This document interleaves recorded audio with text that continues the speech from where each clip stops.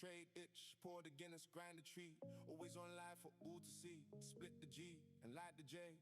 Come with rate, let him show you the way. DJ hours or buy the book. Nowhere to hide, come take a look. Rate trades, debate trades, it all gets done while the man chills out under the Puerto Rican sun. Chat cooling out for one last trade. When the DJ hour sign flashes, it's on the way. Load up the Evo, contracts times 10. Look for that failure, trigger and do it again. Break out of the range and keep on with the trend. We're here doing DJ hours with all of our friends. Every day if we're green or red, sometimes you just got a hood rap DJ shit with your friends. Pour that Guinness or spark the J. We're gonna DJ with the sign on either way. Every day we got bored down. We're gonna yee an evil and go for the crown. Yo, pour that Guinness and spark the J. Time for DJing hours, the rake trays.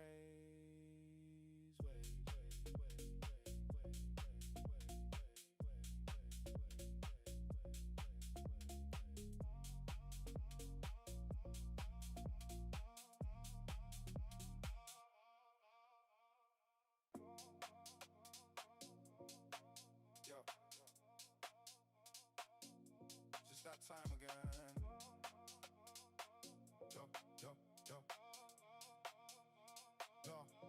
Yo, it's that time again, better flip the switch. Everybody scratching at the extra trade itch. Pour the Guinness, grind the tree. Always on live for all to see. Split the G and light the J. Come with rate, let him show you the way. DJ hours or buy the book.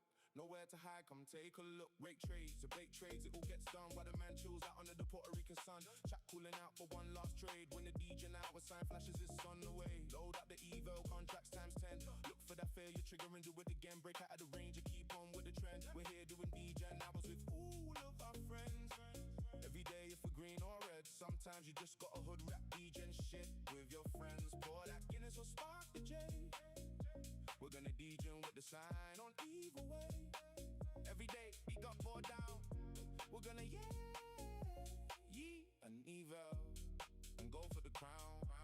Yo, pour that Guinness and spark the J. Time for DJing hours, the rake trays.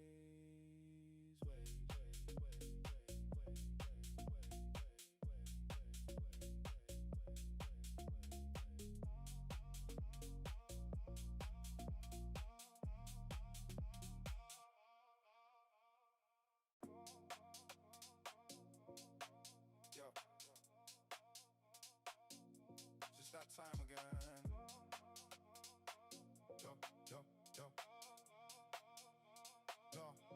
Yo, it's that time again, better flip the switch.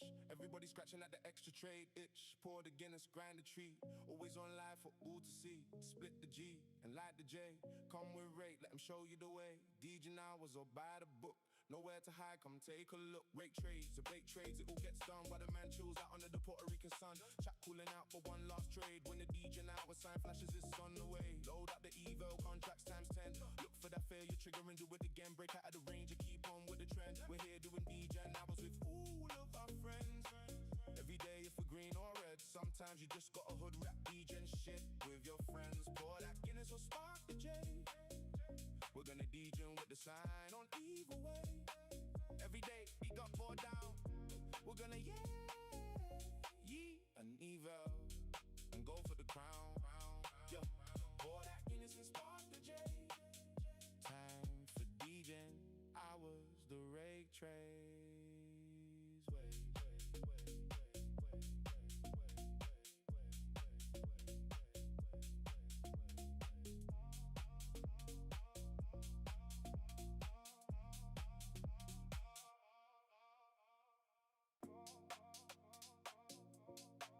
Yo,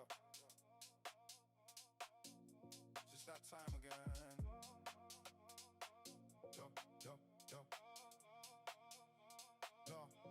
Yo, it's that time again, better flip the switch. Everybody scratching at the extra trade itch. Pour the Guinness, grind the tree. Always on live for all to see. Split the G and light the J. Come with rate, let him show you the way. DJ hours or buy the book.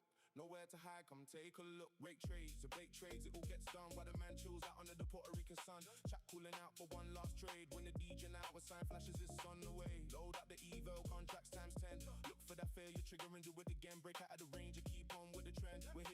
DJ and I was with all of our friends. Every day if we're green or red, sometimes you just got a hood rap DJ and shit with your friends. Pour that Guinness or spark the J.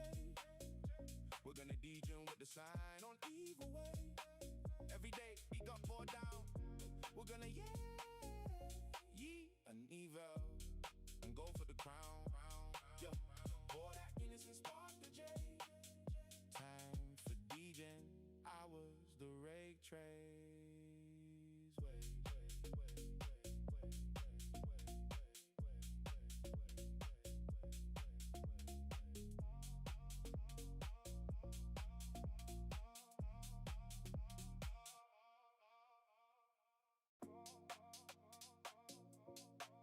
Yo, just that time again.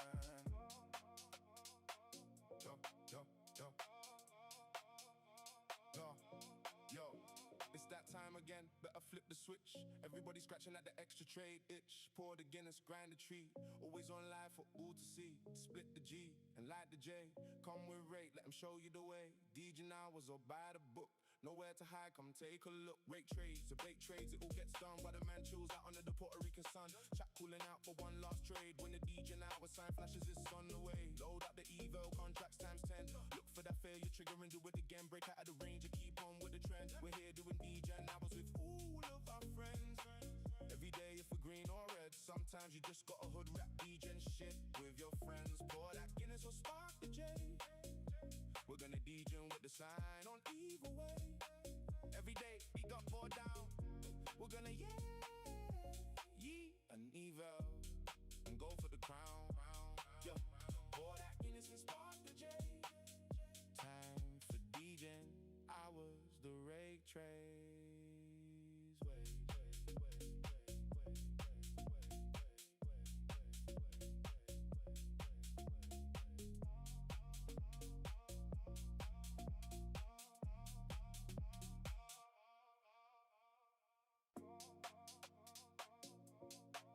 Yo,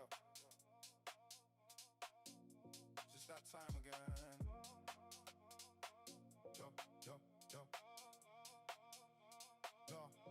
Yo, it's that time again. Better flip the switch.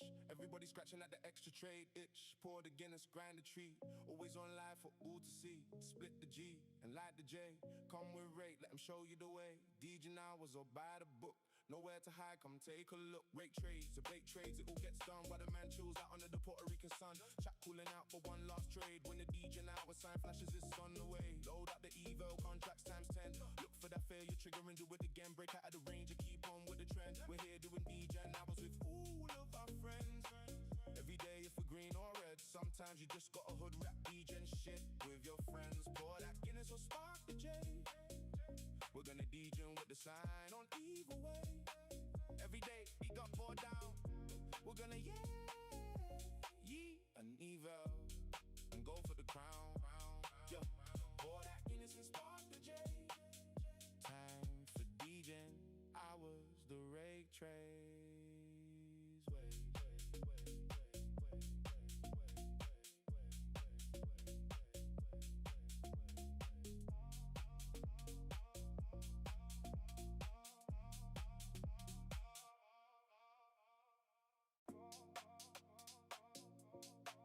Yo, just that time again.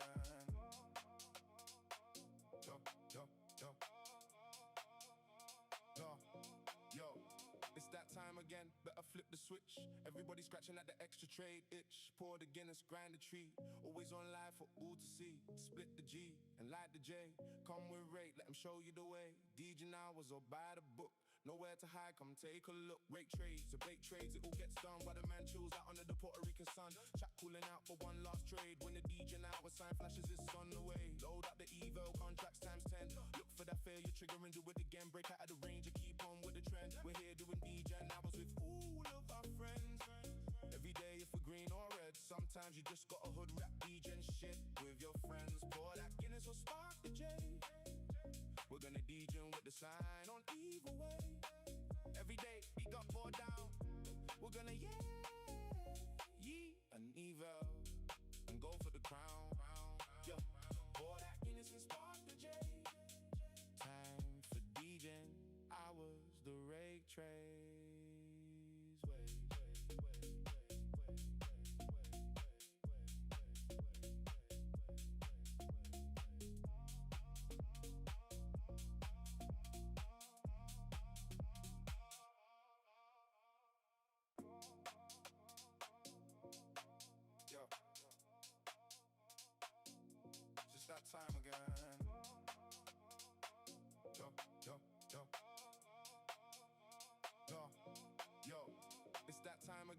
What up, everybody? We'll go ahead and get started a little bit early here. Thank you for joining. Thanks for being here. Hello. What's up, guys? What's up, Hellboy, Zammil? What up, Holmes? What's up, guys? How we doing here? We are having a fun day.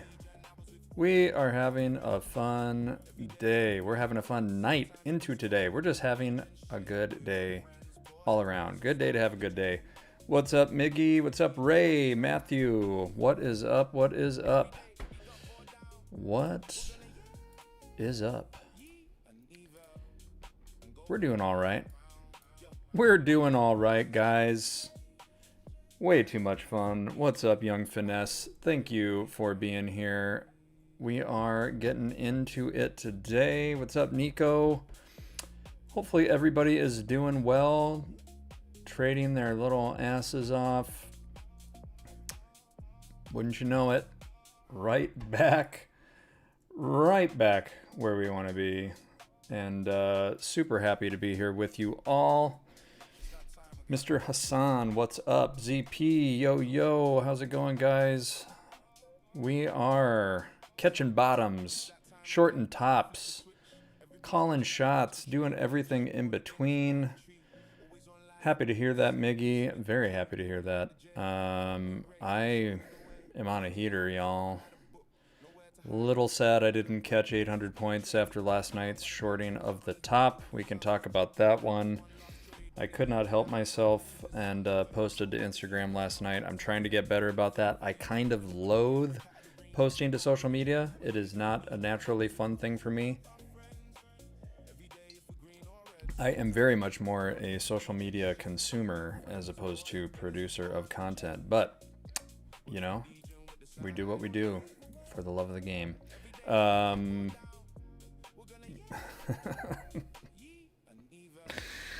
Oh, Benj, you crack me up, man.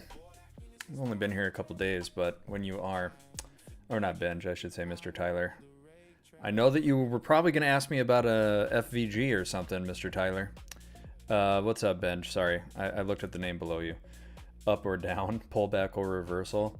We will get into that. I think, obviously, we can kind of get stuck up into this 74.30 area from this morning. There is kind of a shape. I did leave some of my drawings from the pre-market plan for us to talk about. I'll get rid of those and make things a little easier. As you can tell, I am long off the bottom from MNQ. I caught a big short. I've traded this both ways. If you guys follow me on Instagram, you can see my short from last night on NQ, where I pretty much caught the top. I appreciate that, Tyler. I appreciate that. Yeah, my base case was to retrace back to this kind of 74.30 SPX area around 74.60, 65. It's working. It is working. And if we look at the pre-market plan, if you guys are in the Discord, we will talk over that one and why that was likely to happen. So give me a second here. I'll pull a little something up for y'all. We'll see what we get here. All right. What I'm going to do is this.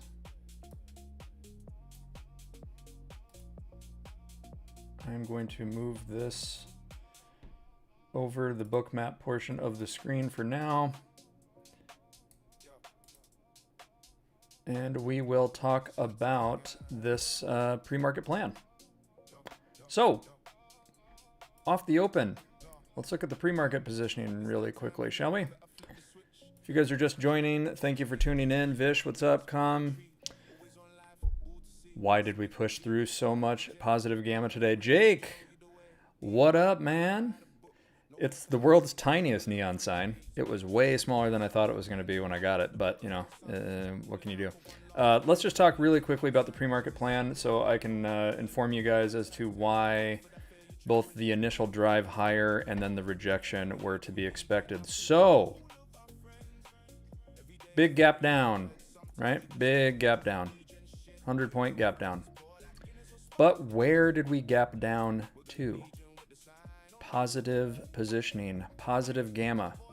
You guys have been here recently. You've seen we've gotten some volatility spikes, right? You get a Trump tweet, big ol' wick. Big sell, big wick back the other direction. What happens when you gap down into a bunch of positions where market makers are long first thing in the morning? What would you expect off that initial volatility? What would the response be if you know market makers are holding a bunch of longs in that area? A hedge response. Taking the initial long was about the easiest trade you could make off the open. If you look at this section on my screen over here, expected hedge response on a gap open into positive gamma land. How much it can move up into the 7510 to 7500 area is the question. Otherwise, we are going to get stuck in the sub 7470 sandbox the rest of the day. What did we do? Our rocket ran out of fuel. We came back down to the key balance area on the day. We chopped around, but we could not escape what strike? Say it with me. 74.70. And what happened from there? Positions were thin. If you looked at the pre-market plan video and you saw me drawing arrows and ranges, you knew what were our strongest spots to come back to. Okay, where would we naturally kind of run out of some steam potentially? All right, we'll talk about that some more. But this is all to be expected. This is mechanical hedging behavior. When there's big volatility and you have a big range and you had a straddle pricing, a range in the purple bars here, where did we get to and subsequently bounce from damn near? The expected move low. Okay? There's a reason, because the options positions are what drive that expected move at the open as far as what is the range being priced in on the day based on volatility. All right. So if you guys can't see this, we'll talk about this a little bit more, but essentially looking for this failure move is what happened, right? If you can't see all of it, I was leading a work call, basically said, we'll see what happens at the London close. So let's look at the London close. So we can put a button in the pre-market area. London close, 10:30. Expect some short covering. Does that short cover fail and come back down? If not, we will get some lift. And this is why, this is an explainer here really quickly. This is why I took the long, okay? If the positive gamma that we are into and selling into at the London close absorbs volatility, just like it absorbed volatility off the morning, big spike down rally, that initial move, that hedge response. If volatility gets absorbed, which we would expect it to when we look at the post-London close positioning, where were we? The strongest concentration of positive gamma. This gradient graph is showing you things are getting thicker. If we clear and hold over something, what happens to our shapes? What do they look like, guys? What becomes your intermediate floor? Where does balance seem to want to point to? Right back at that SPX 7430, 7466 area. So, when we talk about the plan, hard not to see rejections and continued vol moving us lower, but if we get some, it'd be wholly unsurprised to be back closer to 7430 from earlier. Straddle still 30 points. That was at 1050. It is now, what time? 11:30. And where are we, guys? What are we doing? We're making that move, are we not? We sure are. So, we are where we thought we'd be. We are playing probabilities. So if we get to the spot of the day where it would take exceedingly strong volatility to keep moving lower, we'll probably just grind and slowly go down, unless you have like really strong persistent selling. which admittedly we got up here, right? We lost this area earlier and we got that persistent selling. So to the question of we moved into positive positions, volatility and active flow in the market always dominates passive flow. Market makers are passive in the sense that they are just reacting. But if they are reacting in a certain area because of strong positioning and strong correlated Greeks like gamma, it absorbs that volatility more than volatility can expand. And if that happens and you get some volatility crush, look at what happens when vol gets absorbed and it gets crushed. What happens? Mechanical response, easier to go up than to keep going down. Now, if we fail and we get some more volatility on strong selling, we know where we're probably going to come back and nestle up against, right? That's why we draw these arrows. Where does it point to? Here, if then, but if we're over this and we're over this, we're pointing back up towards this balance right now, and that's where we're working towards. We are passively being supported, volatility's coming off, we keep drifting higher, unless stronger active selling comes in and pushes us lower, and then we reevaluate, right? If, then, unless. But right now, the if then of that plan I shared saying look post London for a drift back to 74.30 if volatility comes off, bang bang.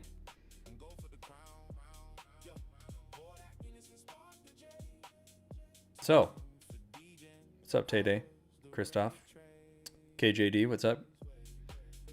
That is why I'm long on a whopping 2 micros and I just made $1,000.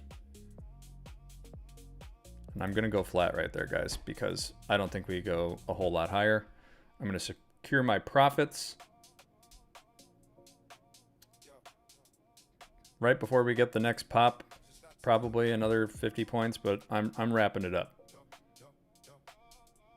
And if you guys did not see my trade last night, we can talk about that one if you want. But had I held that trade and held my runner last night from the absolute top at 29,274, I shudder to think about the kind of day I'd be having right now if I took, instead of taking the exit at like 200 something points, whatever that was, 200, I forget. I got stopped out at 29.45. It's on my Instagram. If I just would have held that, even to just this morning's target, 500 points would have been a lot nicer. 10 racks instead of 5 would have been a lot nicer off of a single mini. But am I going to complain? No. Does it look like sorcery? It's just data, man. This is available to you. It's available to you and you and you and you, wherever the fuck you're looking at me from. It is available to you. It is available to everybody. If, then, unless. We drew this plan out early, guys. Early. So early. So early. The reason why I'm here, if you really want to know, is because I was probably annoying people in the Discord, in the mastermind chat on rake trades for months. I tried to get myself away and say, Mitch, just focus on your trading. You don't need to tell anybody. Nobody cares. But I couldn't help myself. I want to share. There's so much edge in this. It's unbelievable. Truly. And then this opportunity came up. Never thought I'd want to be an on-camera person. Still kind of don't. Especially when it comes to like Instagram. But I want other people to know this is there. Because if I can trade both directions, if I can routinely bag 13R, 14R trades, 10R trades, 5R trades, no sweat, both directions on the same day, knowing where you are going to see a probable bottom or a probable top, I want to share that because anybody can do this. This is not just me. This is literally anybody can access this information and learn how to trade with it, even if you're already successful. Do you struggle on certain days and have the excuse, market's ass? You are ass. The market doesn't care. The market is going to market. Either make excuses or figure out how to trade all markets. or just stick to Goldilocks situations.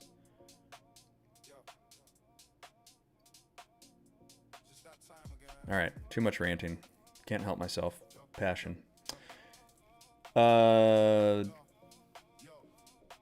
Since data changes every 10 minutes, do you keep updating? When do you take the data every day? At London close or New York open? I go pre-market, and then I go post-London close. And then I monitor the platform depending on how wildly things change. But for the most part, the key strikes between pre-market and post-London are what I look at.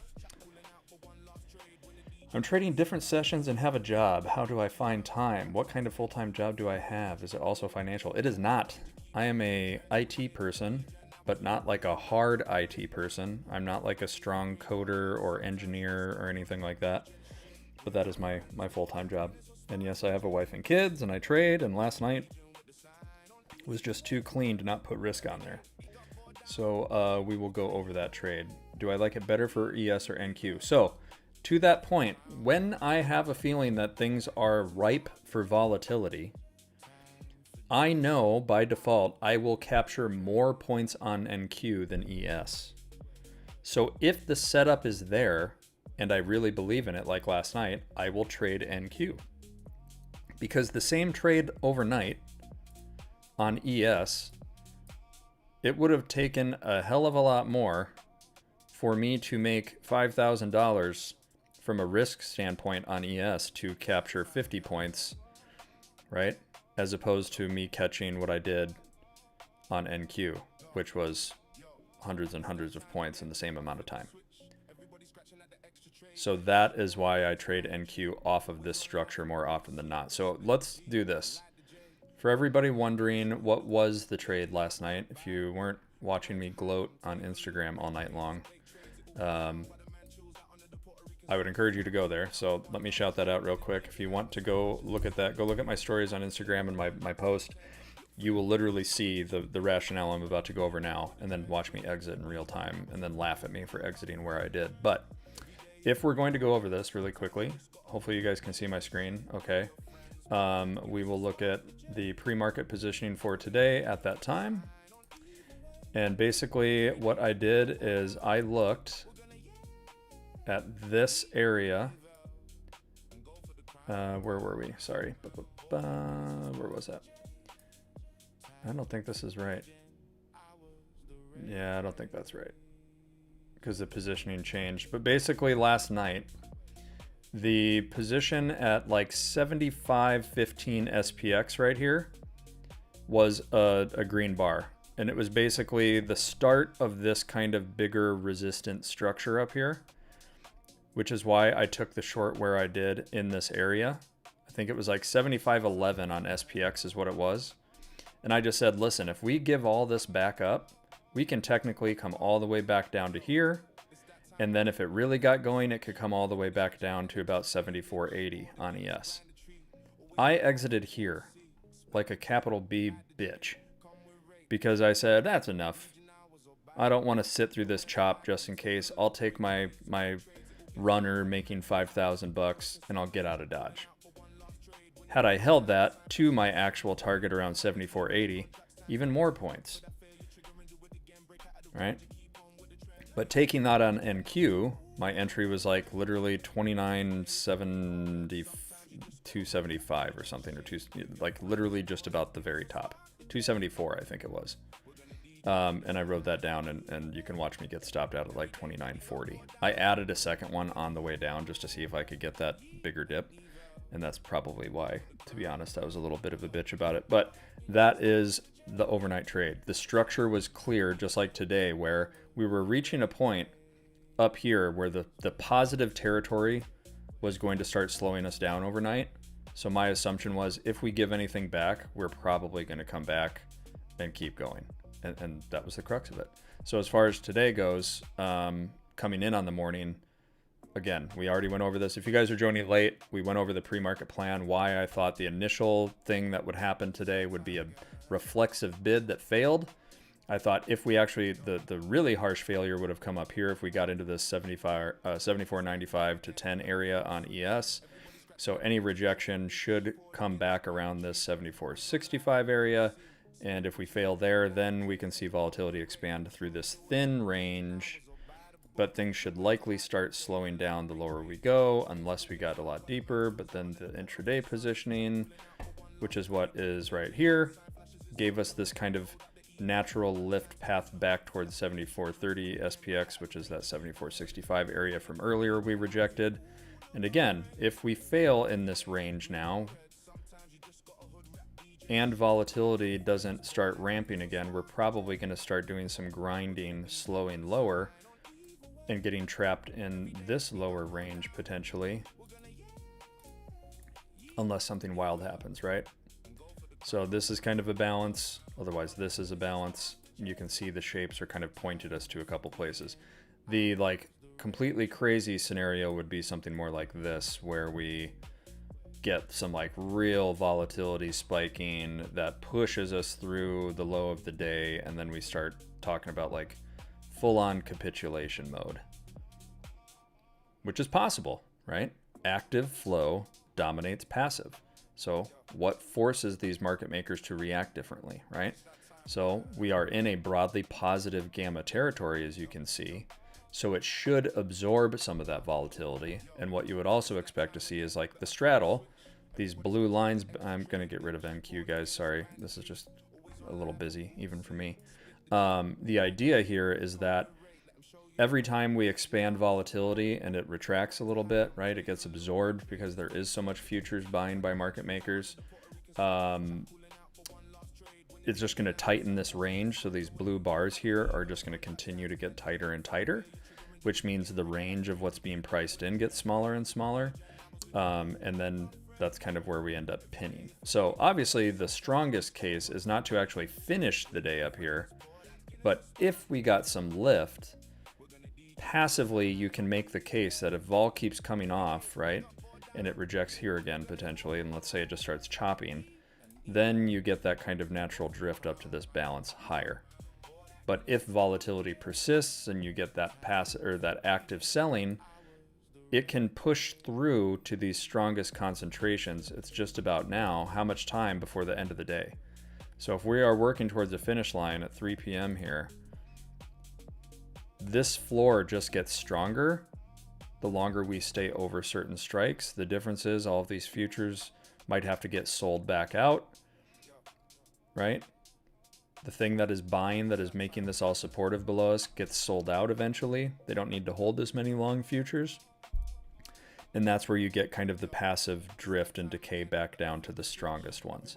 So right now, as long as we're over all of this, it is passively supporting us. We are in this range, unless we get sold down and then we get stuck in this range. The odds of us going down here, where this arrow starts pointing lower, I don't know if I'm banking on that, to be honest. So, all right, another 10-minute rant over. Let's see. You are ass. Oh. Something I said earlier, sorry. And I'm not trying to be a dick, guys. Like, I'm just a guy. I take losing trades too, but my probabilities are higher when I take them. So if I lose very small. But yeah, I'm not undefeated, but I win a hell of a lot more than I lose. So, yeah. Where can I find the data? Leonzo Harvey. The data that is in this indicator, I use a platform called VS3D. VS3D does the market maker tagging, and it is run by former market makers who do all the modeling of the Greeks, so it is highly, highly reliable. It is $300 a month, so I'm not going to sugarcoat that. If you want access to the data, you have to pay for it. The indicator on my screen is just me playing around with Claude and mapping it to TradingView so that I can show it to you here and how I trade it.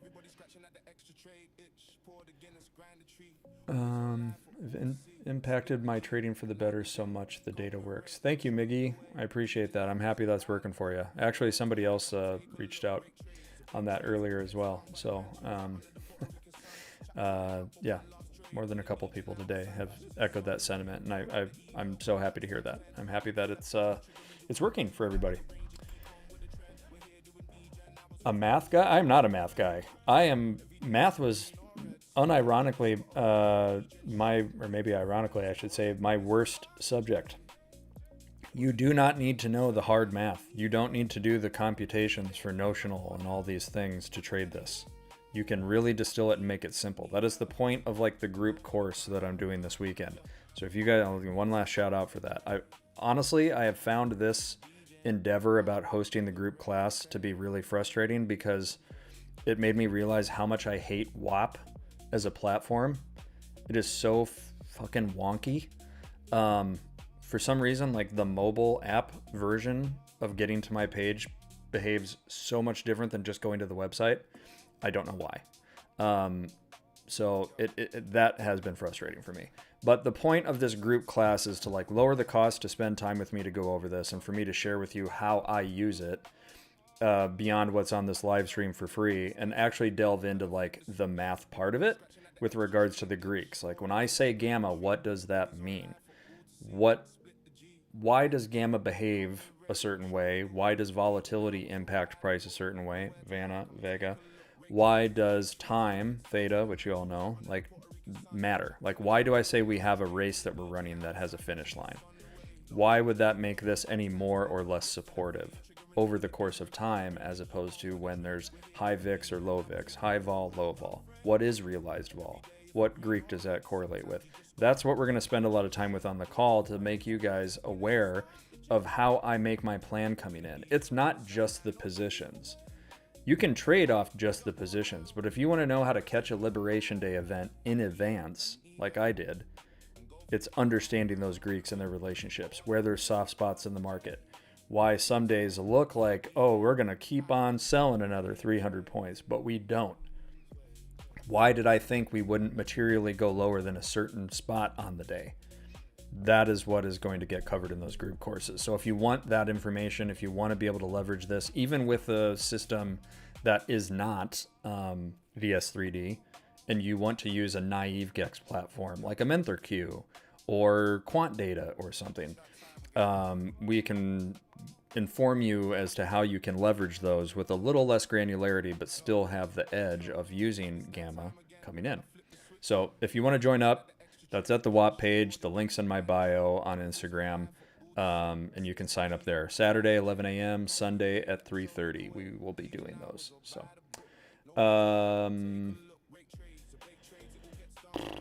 sorry guys. You said market makers would probably buy on the open, but are not. They hedge continuously. So cash session is different than overnight, right? Like the majority of the influence of the hedging dynamics come in the New York cash session. But where they're placed, when you guys look at these positions and you understand that it's like a relationship, there are people like me and you. There are guys day trading that are just buying calls and puts left and right all day long, right? You're trading SPY, you're trading QQQ, you're trading Tesla, whatever. Someone's on the other side of that. And that's what market makers are. So if you just look at the positions and you don't know who's holding them, you just say, people are placing bets. They're either long or they're short. They could be plain strategies, multi-leg, like spreads or flies or iron condors. There's all sorts of stuff we could get into on the complexities of that. But just looking at the market and the options market as a representation of where bets are placed and how big and how small. The bigger the bets, and if we know where they're placed, we can expect certain reactions and behaviors. That is also traded overnight, right? Technically, you can trade those things overnight. But the majority of that happens during the New York cash session. Anyone arguing against that and saying, well, technically, London's... Fuck them. New York is king. Period. End of story. The structure of the market is New York cash session. Every day, all day. Everything else is noise. There's dumbasses out there who say Asia manipulates, London, fuck off. It's so stupid. New York matters most. Okay? End of story. So the majority of the impact of these positions is during the New York session. But can you trade them overnight? Yes, because the structure of where these bets are placed tend to correlate with where things move overnight. They are respected. So, there you go. Seems like sellers are coming back in, or just not enough active buying to offset the selling that was already there. Let's see. How am I liking 10-4? 10-4 is great. I am maxed out on my daily accounts there, so I believe I'm just waiting to get moved live. But so far, so good. Appreciate them and everything they do there. I am right now trading on a different, this is a My Funded Future Pro account that I ran up. This is just from last night and today. So 5Gs was last night, trading that one mini runner basically. And then I just obviously took a trade for like 2 micros on MNQ for I think what was that, $900. So that is what I'm currently trading and just trying to run that up to get a max payout in 14 days. So shout out My Funded Futures. Do I pay for Bookmap as well? I do currently. I don't know how long I'm going to do that because I don't find it super useful for me. I am just as effective trading just the chart. I didn't have Bookmap open last night to catch that short. So I can't really advocate for Bookmap. I'm sure it's great, but I'm not a scalper. I like catching bigger moves. I'm not just a 10-point kind of guy all the time on ES. I like catching more. And I think it's best for people who are scalping and probably like volume profile traders personally. So yeah. The indicator I'm using during Project 365, it is basically just taking the VS3D market maker positions and putting it on TradingView. That's all it is. I call it dealer flow, but that's just what Claude kind of called it based on me asking it to create that indicator. So I've worked with a few people who paid for VS3D or options depth or spot gamma to get this kind of a script from Claude the way they want it. So that's something, if you work with me, I can do for you as well. Let's see here. I've had spot gamma for a few months and kind of just now getting the hang of it. It's funny when I got into gamma right when I started streaming. Awesome. Good timing. Perfect timing, you could say. Mr. Tyler, I would be there, but I'm at a campsite Saturday. Did you say it's recorded? It is not recorded. I am going to do another stream on Sunday. So if you want to attend to that one, you can sign up for that one. Otherwise, I think we're going to work on trying to schedule a time during a weeknight for a group session. So it's not just weekends. But I need to be able to try to like schedule that a little more in advance because my kids have activities and I have a life. So, yeah, we'll see about that one. Are you only having one class or a few weeks? I think it depends. If there's people who want more group courses, we'll schedule them out. So I'll just have to kind of poll people and see what they think about that. But I couldn't say for sure. This is just kind of the first run. Like literally this week, somebody was like, well, can't we do group classes? And I threw it out there and said, if this is what people want, message me. And they said they want group classes. So if it's something there's a demand for, we'll keep on doing it. Can I get the WAP link? I would love to attend that class. Yeah, thank you, Tede, for the Instagram link. There's a link in bio to that.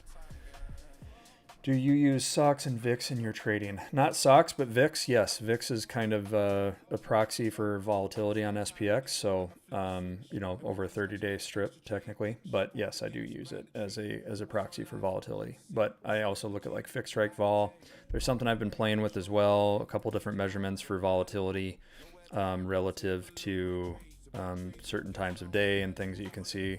I've been playing with an indicator. What's the impact on price? What's like the relative volume of that volatility?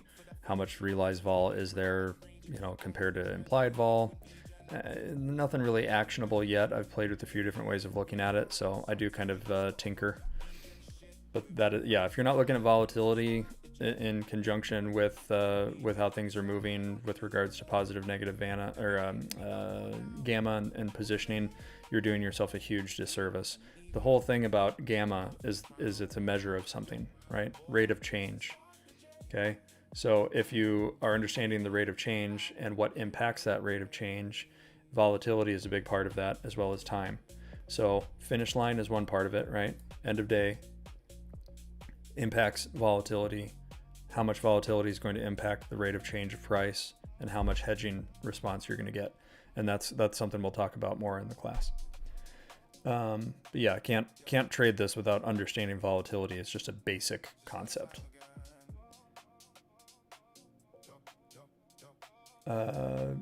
Sorry, Cruz, you learned everything everyone says they know, but they have no idea. Much respect to you. Oh, I wouldn't say that. Like I said, this is available. Like, anybody can learn this. This is not some special thing, guys. Like, this is kind of the backbone of the market. So this is not some unique unicorn advanced concept, in my opinion. Some people are like, oh, it's too advanced. It's a niche thing. It's literally, if you guys took the mastermind, if you look at the Rake Trades mastermind program, it's in like phase 1. Like, some of those first slides talking about options, it's in there. I glazed over it though, right? Like, all I cared about was if I'm long or short, what matters. I know theta is a thing, but at the time when we were talking about just like price action, bar by bar, multi-time frame analysis, understanding the Greeks in depth is not really a requirement, right? If you are primarily an options trader, yeah, you should be aware of them. You don't have to be. But I think if you really want to be elevated in your game, you have to know what is impacting the vehicle that you're trading. Futures are attractive and prop firms are attractive because you're basically just worried about direction. The whole thing is a video game. You are trying to capture points. If you can also layer in an edge beyond previous day high and low or kind of arbitrary levels, right? And you want to understand the why of probability in one place versus another, and you're not going just off of price action, that's what this is for. This is telling you there is an undercurrent to the market. The market is a river. It is always moving. Sometimes the river forks, and maybe the current is stronger or less strong. Maybe you get to a spot where there's some sandbars that pop up and are going to fuck up the propeller on your boat if you're not aware of it. So maybe this kind of strategy or this data is like a range finder, right? Or a depth finder on a boat. Ooh, should I be worried? Am I coming up on a spot where it gets really shallow all of a sudden, even though the water looks deep, right? Well, then I'm going to buy a dip there. Or should I be concerned that the floor is going to fall out and I jump in the water without a life jacket and I'm going to sink to the bottom because there isn't something to stop me from going lower? Like, that is kind of what this framework is everybody knows about, oh, look, there's a wick there, so there's liquidity there. Is there today? Or was that just that day? If you don't know that today there is reflexive buying that's going to be there, but maybe tomorrow it's not at the same spot, right? There's an edge in understanding that data and how it impacts where price moves or may not move. That is kind of what this is. If the market is that river, this helps you understand what direction the current is probably going to take you and where it probably won't. And maybe where it picks up a little more speed to get you from point A to point B and where it doesn't, right? That is the whole kind of gist of this information. So you're able to go into the trading day and understand the probabilities. Where are we likely to reject from, if not just slow down, right? Where would the range be less likely to extend unless I see this specific behavior, this thing show up, right? And that is how I trade. That's why you get a lot of top and bottom ticks, right? You're taking the high probability trade and you're defining your risk based on that as opposed to a wick or something or a box that you draw on the chart. Yeah. So, let's see. Can't access the Discord Reunion Island. Yeah, there's some weird regional stuff with Discords and all that, and I'm so sorry to hear that. Some people probably can't, if they win a giveaway, they can't use it because of some geographical restriction, and that sucks, and I'm sorry for that. I just, I don't know what to do. I wish I could help you out or find some other method. But yeah, I mean, maybe is WAP available everywhere? I've been kind of toying with the idea for people who can't access the Discord. Maybe if they access the WAP page and they want a pre-market plan and they just want to get that, which is what I put in the Discord, they can get it there also because of. But I don't know. You guys will have to. You'll have to let me know if that's a better option for you, and I can probably figure something out. Vish asked, since we pushed through so much positive gamma, what made you think 7410 would be the one to hold? 74.10. Oh, on ES. It's really just more about the dynamics of time, right? If you're not under something, you're over it. And what does that imply? Where does that take you? If we're over 74.10 on ES and we're over 74.25, we're probably going to hold this structure unless we are moving and then we start trading within here, because everything below 74.10 is also positive. And the closer we get to the finish line, the stronger that support becomes passively. That's why, Vish. It's not some hard and fast thing. If volatility peaks and keeps persisting and we are getting some active selling pressure, we can move down to it or below it potentially. But there is less time for it to accomplish that goal right now. So I'm operating off the thing that I know.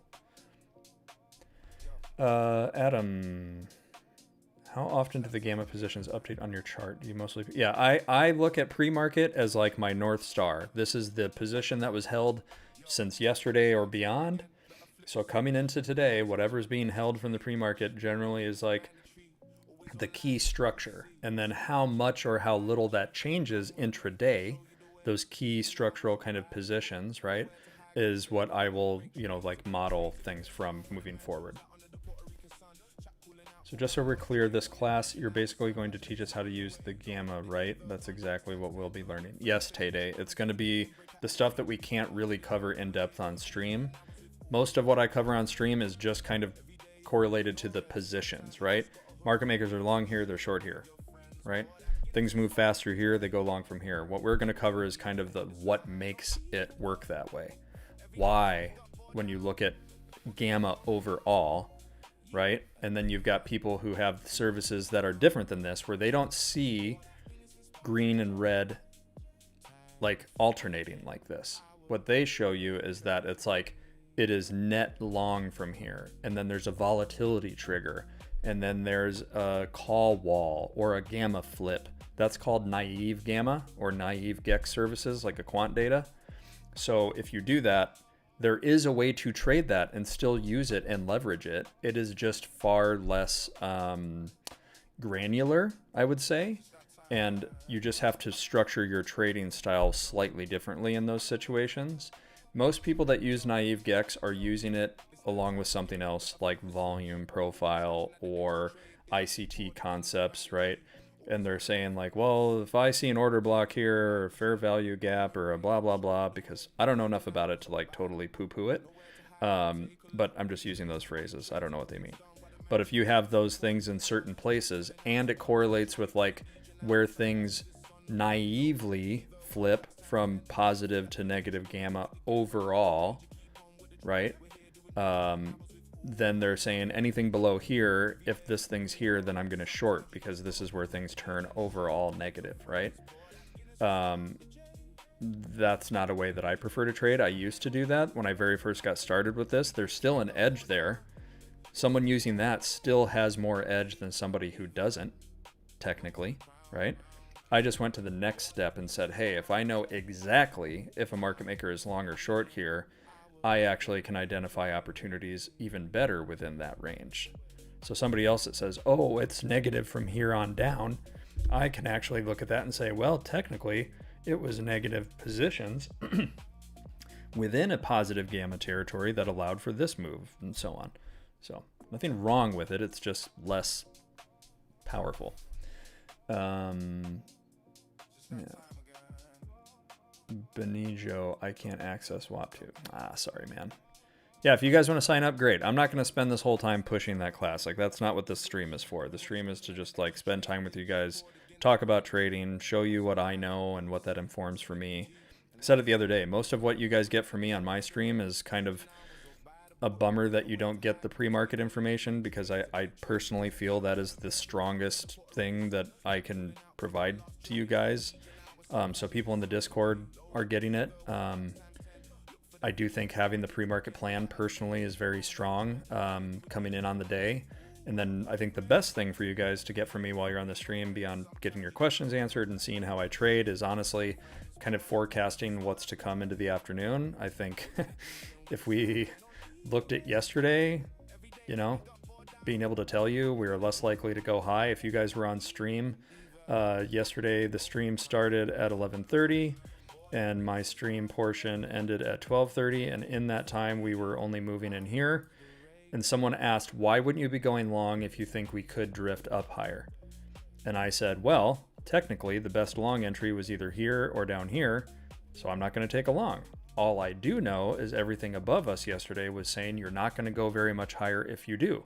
So to me, the best risk to reward would be a short down to this area, and it literally went there. So we did a trade recap on my Instagram for that too, if you want to see it. But that is the biggest benefit of being on the stream, in my opinion, is showing you what positionally and overall the probabilities are between now and the end of the day.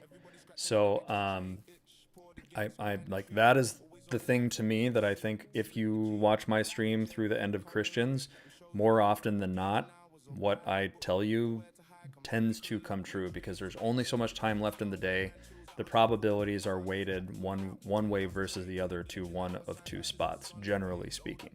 So if you're an options trader, there's power in that. If you're a futures trader, it's either telling you you should probably be trimming here if you're long. This is where you could enter a long or a short, and vice versa. Today is a day where, again, I think base case, we are likely to, depending on where we're holding, either continue to get the structural kind of pin at the main balance from the morning, right? This kind of 74.30-ish area on SPX, which is like 74.60, 65. Or you get some late volatility, right? VIX, holy shit. VIX doesn't actually set a lower high and continues down, and maybe it picks back up. Then you can start targeting lower, but how much lower is what you need to consider, right? Like, do you really think you are going to sell through this whole range? Is that attractive to you when you know that right now it is technically supportive passively? You would have to be waiting on somebody to actively sell through all of that. So to me, even a short right now is not attractive. To me, we are going to grind and chop sideways with maybe a little drift up, unless you get some late volatility that drives you lower. So there's my selling point for the afternoon forecast. Could go higher, could go lower. If I'm participating in a trade right now, I'm probably retarded, but that's just my opinion. Yeah.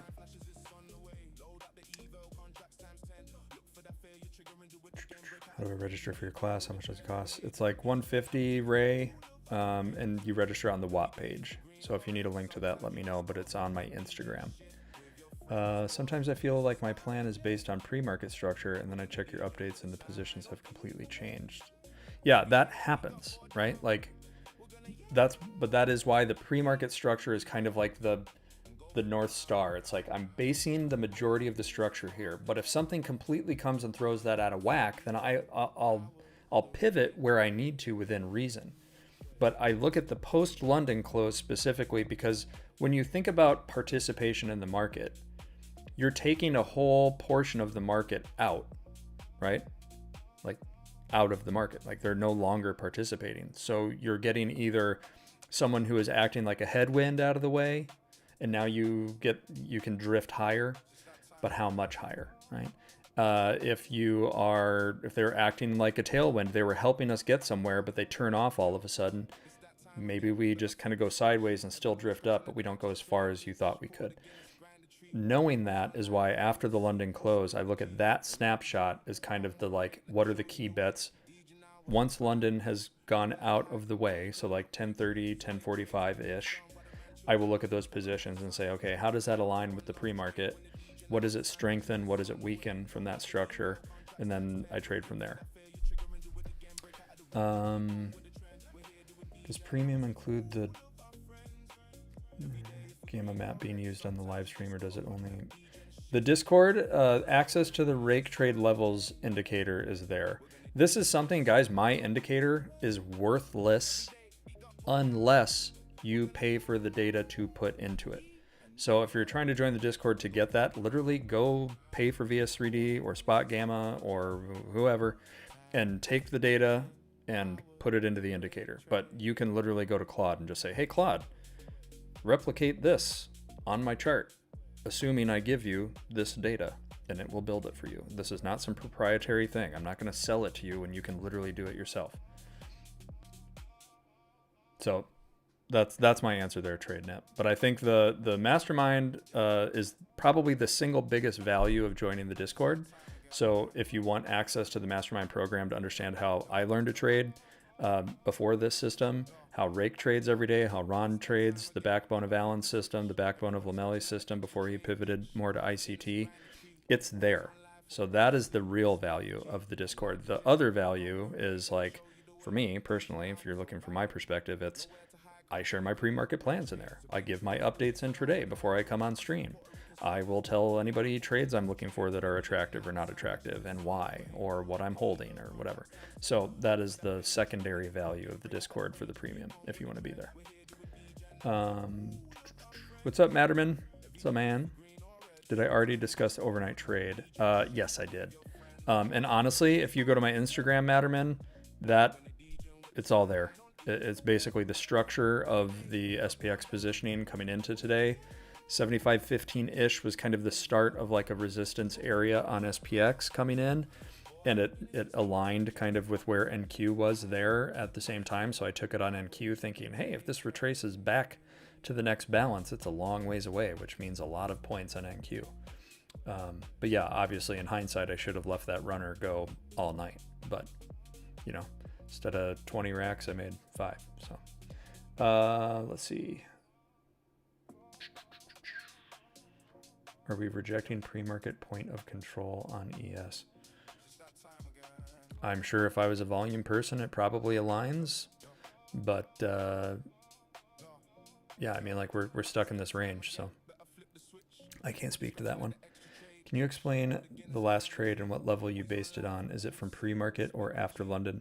Benj, are you talking about the NQ long I took off the bottom? Is that what you're asking? So if you guys are joining late, I should probably pause here. Thank you for being here.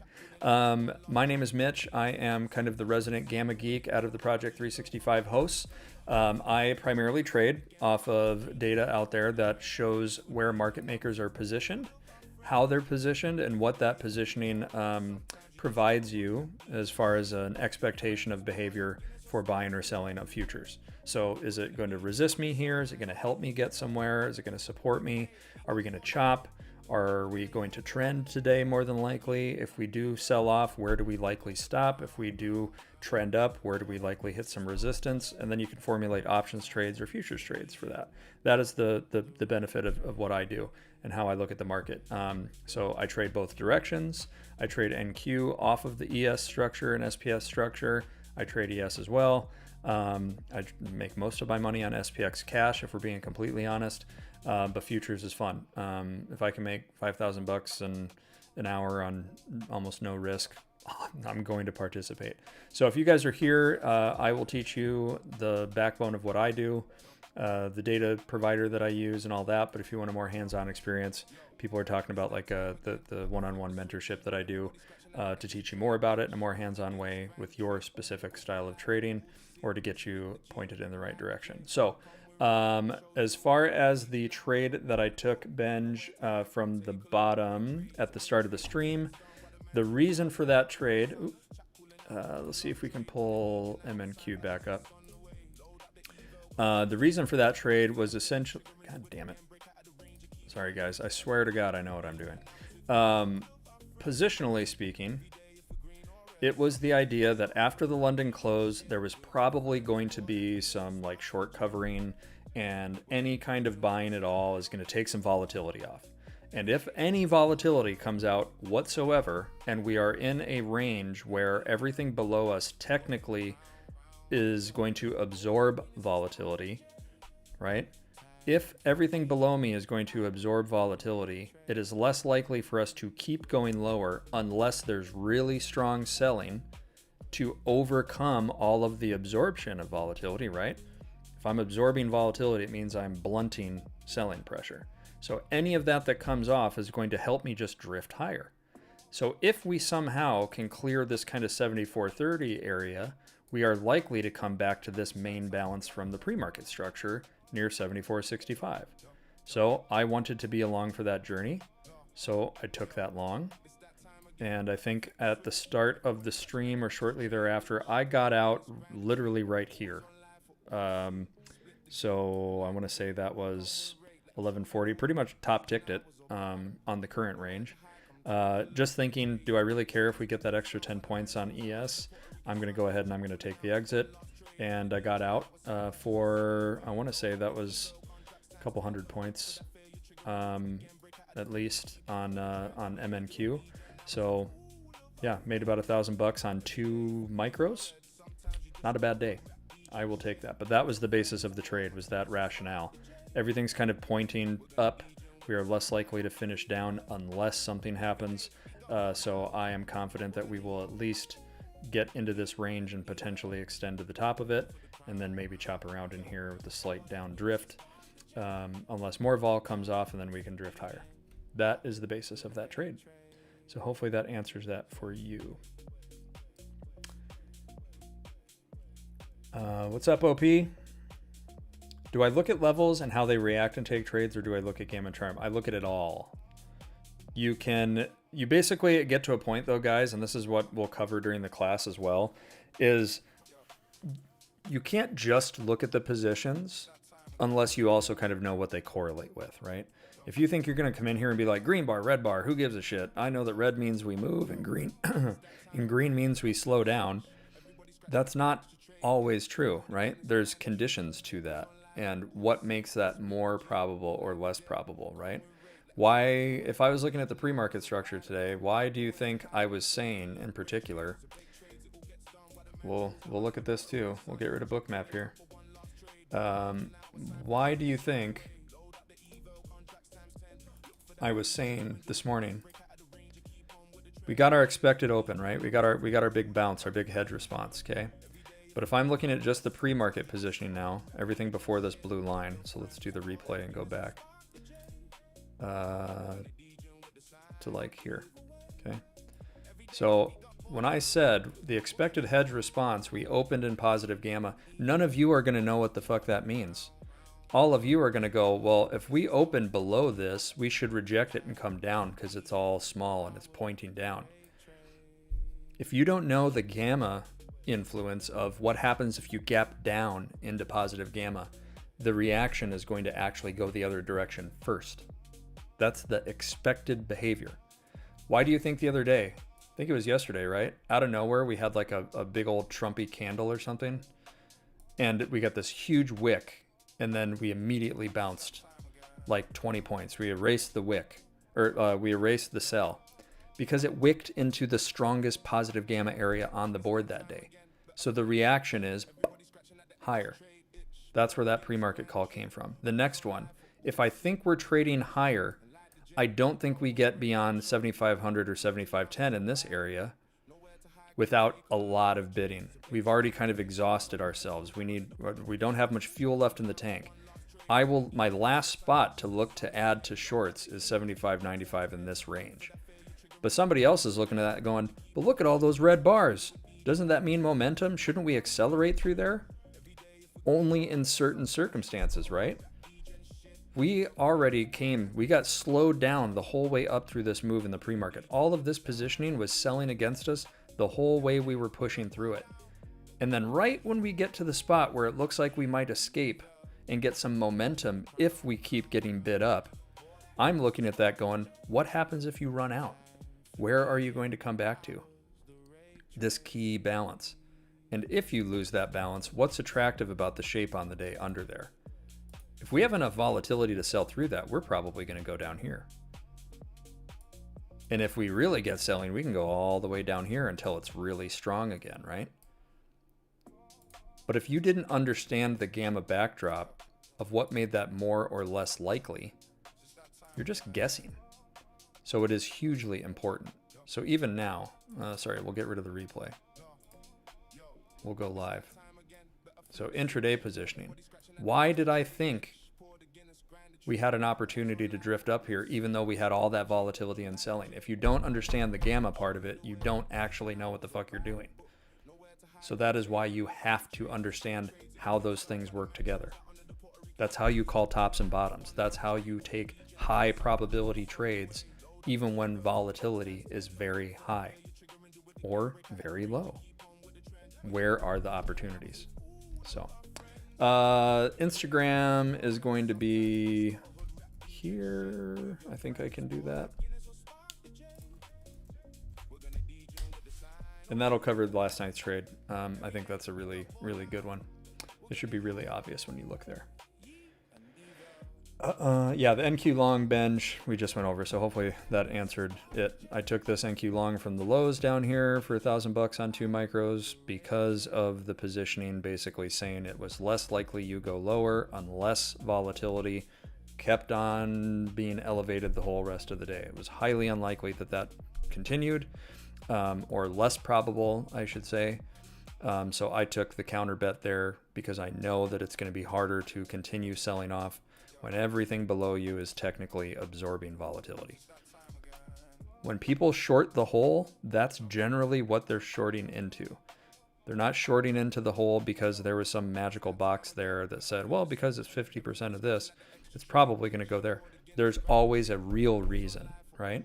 If I know that billions of dollars of notional is being traded there and that it is passively buying, unless you have so much active selling, it's going to absorb it. And once that volatility dissipates,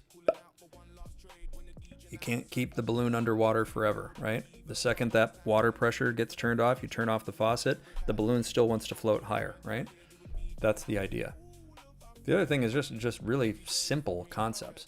How often out of 100 trading days, how often do you think you close at the absolute high of day or the absolute low of day? Not very often. The percentage would be very, very small. So if you are basically saying, where are you less likely to go lower versus higher on the day, or in a range when you only have so much time left before the market closes, right? How far do you think you can run in the next couple hours? Do you have enough energy, right? Do you have enough momentum to sustain you to get to the finish line when you also have 3 mountains in front of you? Are you going to cover all 3 mountains, or are you going to stop about halfway because you can't make it up the next hill in time because you ran out of momentum? That is how you can think about this stuff, and then start thinking about probabilities. If you have data informing you of something, then you start looking at probabilities. And if the probabilities are like 70-30 that one thing happens over another, then you can plan for that and say, that 30%, is it really 30% or is it more like 5? And if I put money on the line, I'm putting money on the line for the highest probability outcome. And then if I lose, I'm only losing this much because the probability was so small relative to the place that I took it, right? And then you're using that if-then to manage it from there. Yes, technically, I could look at this and say, well, this is all thin positioning. If we got a really strong bid, we could get all the way up to 74.90. The probabilities for that are there, but they are very small. I would be happy if we just got to 74.65, right? But time is running out. The odds of us getting there and beyond are smaller than the odds of us sticking in this range right here and maybe drifting up to finish at or just under that. And at worst, I can come back down here towards the low of the day and maybe lower if something very specific happens, which is volatility keeps on going higher, right? Probabilities. If then, to manage your trade. If this happens, then I'm looking for that to happen. Unless, then I'm looking for this to happen, right? If you can use that deterministic framework within the probability-based framework, very, very powerful stuff. Keeps you out of bad trades, keeps you in good ones, and tells you when to fuck off. And again, me personally, like I said earlier, if I'm taking a trade in this environment right now after today's action, even with what I know, I'm probably retarded. So that's it for me, guys. If you, holy shit, I went over time. Christian, so sorry, dude. Yeah, Christian, if he's going to do a giveaway, it's dependent on him. And if you guys like and subscribe and do all the fun stuff, I will say, I've said this on Instagram so many times, if you are interested in joining the group class this weekend, just go to the WAP page on my Instagram, but do it on a website. The mobile app for WAP is giving many people problems. Also, don't be surprised if your bank rejects it. Somebody got charged like 4 times. I never saw it because they think it's a fraudulent thing because you've never transacted with me before or something. I don't know. But if you have that problem, DM me, hit me up, whatever. And again, if you want to join and you like the plans and the updates that we talked about today, the premium Discord is where I live and where the pre-market plans live, and all the stuff you see on the screen there that kind of called the whole day's action. It's there. But appreciate you guys for being here. Talked a lot. I'm tired now. But stay tuned for Christian. Maybe he will find something I can't. But for me, again, my forecast for the afternoon is literally like, I think the best trades have come and gone. It is just inherently risky trading in a range inside of a volatile day. But yeah, the upward drift towards 74, 70, 65 is kind of like my best case upside outcome from here. If you caught it from lower like I did, I trim the top intermediate here and I'm done. So I'm not advocating trades, but there may be something hiding out there for you with Christian. So good luck to you guys, and we will see you tomorrow. Bye.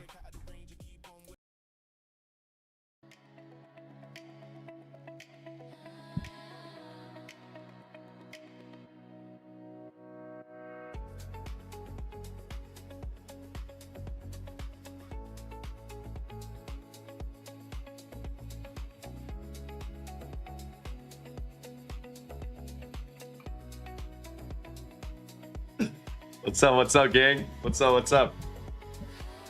What's up, everybody? Let's see. My guy, Polar Bear, what's up, brother? Man. Polar Bear being first, like always. My guy, appreciate you fucking tons, brother. Let's see, let's pop up chat. What's up, Adam? What's up? Bish, what's up, brother? Hello. Open OP entry. Mick,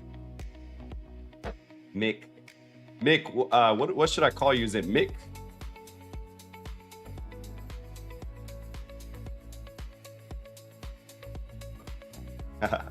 Hey Miller, my guy, what's up? Checking in from Traverse City, Michigan on vacay. Fuck yeah. Michigan. Jeez, never been in Michigan. What's up? Oh no. Good morning. Zach, you got first next time? Man, appreciate you guys tons. Yeah, Mick, got you, Mick. No simping today, big dog. What the fuck? What the fuck? The one day a girl gets a giveaway. Man. Sup, bro? Cabron, my guy. Morning, sir. Don't come to Michigan, it's trash. Man, the one I went to Missouri. I had some things to go and handle over there, and I stayed a little too long. My hotel was in the middle of nowhere. I was bored out of my mind. It was the first time what? Yeah, it was just an overall boring trip. That's what I think. Whenever I think of Michigan, I think of nothing. That brother, charts are cooking up. Help us out, my guy. We'll hop into charts right now in a bit. Yeah, I literally went to Kansas City, Missouri. I went to right. That's where we went.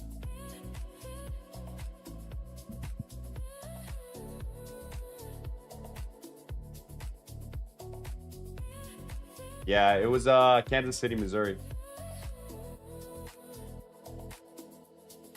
Some parts are trash. Where I'm at, it's a lake house. Yeah.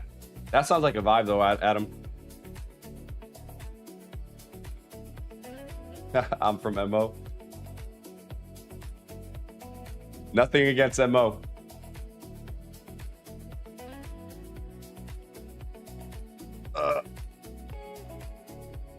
Did you? Wow. Yeah, did you at least enjoy the food? It was man, it was a barbecue spot I had. They're known for what is it? It's not their tri-tip. It's is it soul food? Is it? Yeah, it was good. I forgot the restaurant name. It was a while ago. It was like 3-4 years ago, maybe. Lomeli, got to lock in. I'm struggling at work today, man. I got you, brother. We'll hop into at least breaking down charts. I love the city life, though. Yeah, honestly, Nicole, same. I've been, like, the last couple of months, more and more, I've been kind of thinking about the whole, man, I don't know. The whole, I want to live in a high rise once in my life, and currently I live in a house, but I've been more and more inclined to make a move somewhere towards either the beginning of next year. Something about that I just really love. Yes, bro. Yes, sir, bro. Going to try my first stab and making some trading content out here so you guys can check it out a bit. Fuck yeah, Adam. Fuck yeah. I genuinely think that everyone, no matter what you do, I think making making content in literally just documenting everything, right?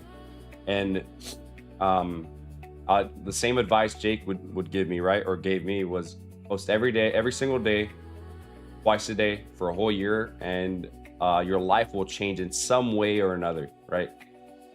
And literally, what was it, 4-5 months of consistently posting, I went from like I had not even 100 followers to a little under 1,000. It was like 800, and then literally in a day went from 800 to around 8,000. And then I mean, it's literally just consistency.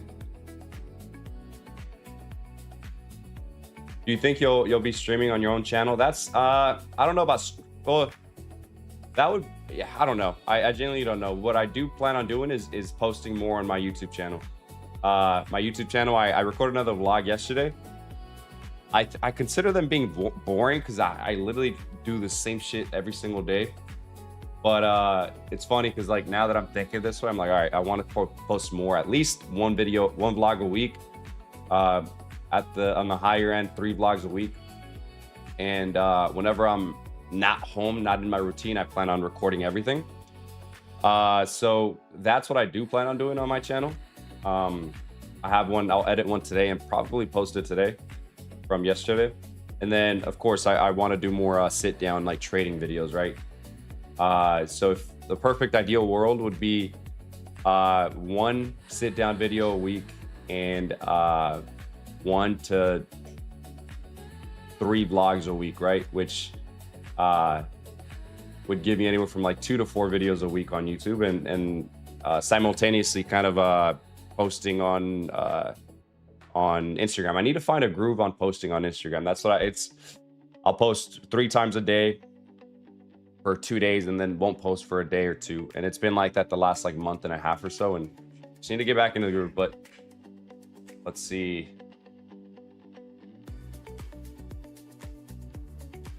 Oh, got to break out of this 9 to 5. It's killing my soul.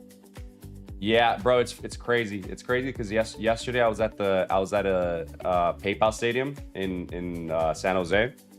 I literally worked there. I worked there for I was young. I was probably like 19. But I just had this like weird nostalgic feeling. Like I was literally there. My job there was I would bring beers and beverages to the concession stands, right?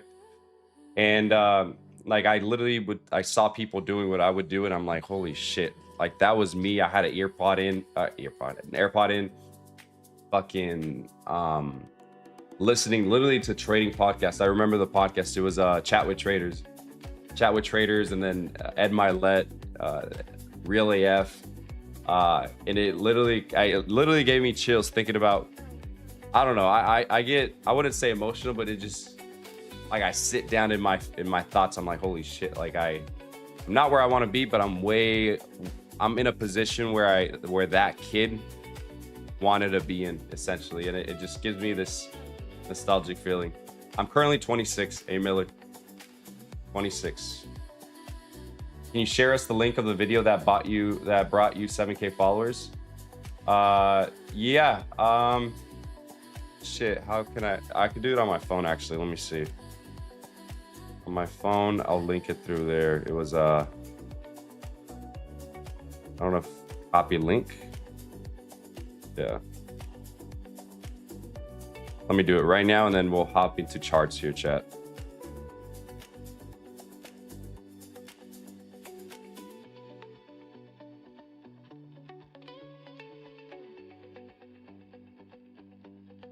Yeah, it was a series of different videos. It was that one, chat, and then it was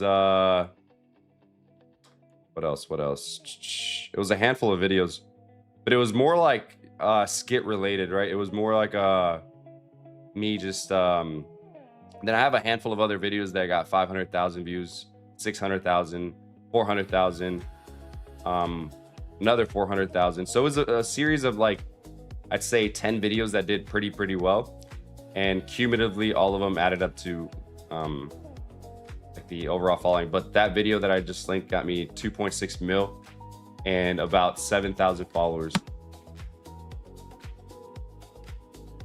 Lomeli, you've been a big inspiration for this. I've realized I've been afraid of failure, but trading is literally structured failure. No reason to be my guy, Adam. I genuinely I'm rooting for you, brother, and I hope that whenever you get started, we'll pop it up on here whenever, just what I'm getting at is you have my support, brother. Just keep going and yeah, I genuinely want to see you post. I want to see you pop up on my feed, and whenever you do get it set up, let me know and I'll shoot you a follow on the personal. Yo, what up, Brody? My guy, don't blink. Imagine if we were still doing it. If you were still doing it. Oh, the okay, I see what you mean. The job, right? Yeah, it was to be fair, chat, that was one of my favorite jobs. I'm not gonna lie. That was one of the easiest jobs, and it was cool because it had a lot of downtime. So you would just chill and watch the games and stuff. Primo, my guy, RJV. What's up, brother? What age did you start trading? In theory, I started learning about trading at 19. But I didn't really start a live account until I was a year after, so 20. And the person I got into trading with was very analytical. So he got me into trading, right? And he was very analytical. So he spent a whole year kind of learning and trying to essentially learning without really just showing up and actually doing it. And I think that was I'm grateful for him bringing it up, but I think it was a wasted year for me, given that I should have just started, like literally just started, opened up I guess I did that, but started trading on a day-to-day basis and looking at charts, where the whole first year I kind of just spent kind of essentially back testing, right? Which nothing wrong with it, but I think I would have had a different approach.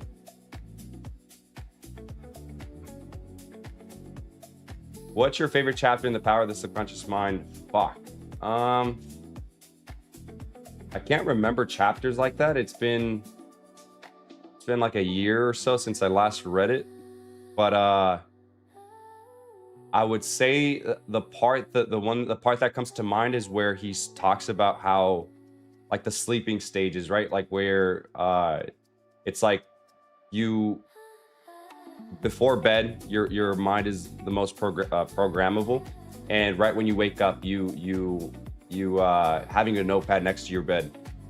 So that part, I forgot if I think it's a whole chapter that kind of goes over how that works. I would say that's my favorite chapter, but to tell you it's chapter 5 or 7, I don't remember. This community like a family, man. Love the support. My guy, fuck yeah.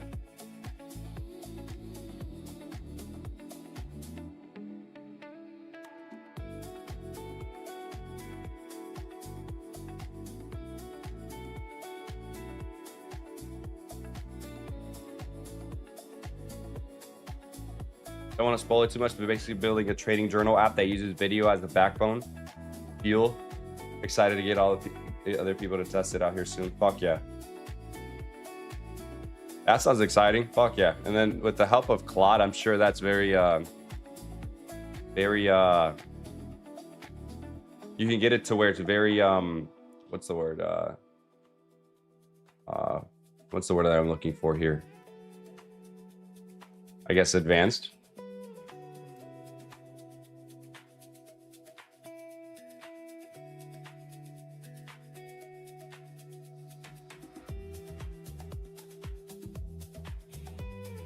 Oh yeah, AI building, all that is. No, fuck yeah. It's funny. My brother, he built something similar, like a trading journal, just literally for himself.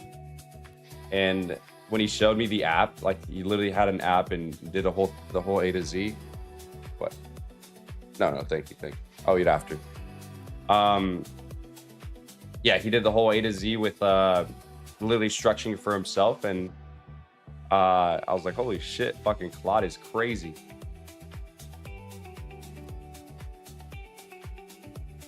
Aaron, greeting, bro. We are here again for a green. My guy, hell yeah. AI trading coach or something. That's crazy. That I feel like that's where trading. This is where I think that technology will actually help. I don't think tech will ever replace discretionary trading, but where I do think that technology will help in is in yielding your discretionary trading, right? And helping you kind of structure, whether it's a psychological framework or a technical framework. Maybe you have a set of criterias where you don't execute until A, B, C, D, E, F, and G present itself, and AI can do that for you in the morning, right? Maybe something like that. And I know the Daily Trading Coach book by Brett Steenbarg talks about that. Something like that, I think. All right, so let's see. Man, honestly, the reaction I wanted to see off the fair value gap here on the monthly is not what I was anticipating for, but so long again we hold that, I think we my options are good. Otherwise they're fucking cooked. Otherwise ES will more than likely come back and tap its monthly fair value gap, and then by then NQ would get something like that, right? So coming into this session again, I haven't yet looked at price here for PM, so I'll do it along with you guys. So monthly, we're still in a fair value gap. I'm still bullish. The weekly, we're at the range low again. So it's I was listening to Mitch's last couple, like 5 minutes of stream, and he mentioned that he's not really expecting much from price today, and similar to me here. Yeah, I guess let me not get ahead of myself. Let me break down exactly why and what I'm looking for. So we got a weekly fair value gap at the bottom of the range. We're shy of last week's bars low, right? After delivering away from a essentially bearish order block on the weekly, we just tapped into the weekly fair value gap here, and we tapped into the weekly fair value gap. So currently still in a range on both assets here. NQ's at the bottom of the range. ES is kind of holding. The monthly fair value gap would be at this swing low here, which I wouldn't want us to go down and test, but if price continues to the downside, especially through Asia later today in London, to do something like that, I do think that again, ES or NQ will continue trading lower. But yeah, again, so long we hold this low, or essentially more so this fair value gap here on the weekly, I'm still inclined for higher prices here. So yeah, again, on the weekly, we're technically delivering bearish, given that we rejected this bearish order block here on the weekly chart here. We're inside a bullish fair value gap after taking out the low. Like I said, the daily rejected this bearish fair value gap here. Bearish fair value gap, and we're holding kind of this divergence here with ES and NQ, right? ES and NQ, ES traded way below the swing low here. NQ has yet to take out the swing low. I'd be interested to see how this daily bar closes. Interested to see if the daily bar closes inside this bullish gap here, or under it, right? And if we invert this bullish gap that we've been respecting 1, 2, 3, 4, 5 for the last 5 daily bars, I wouldn't be surprised if lower prices are ahead of us, right? Like that swing low, and then again that monthly fair value gap. So on the daily, again, still leaning more towards the downside, but also aware that we just got divergence at these lows inside a bullish daily fair value gap, weekly fair value gap, monthly fair value gap, right? And we did trade down into again the weekly fair value gap here on ES, which is an area where we have been respecting. The last down candle before the up move would be here, right? Order block there. Let's see, that's about it for the daily. So all I really did mark up here was the, let's see, was the 4-hour fair value gap that we're looking to form here.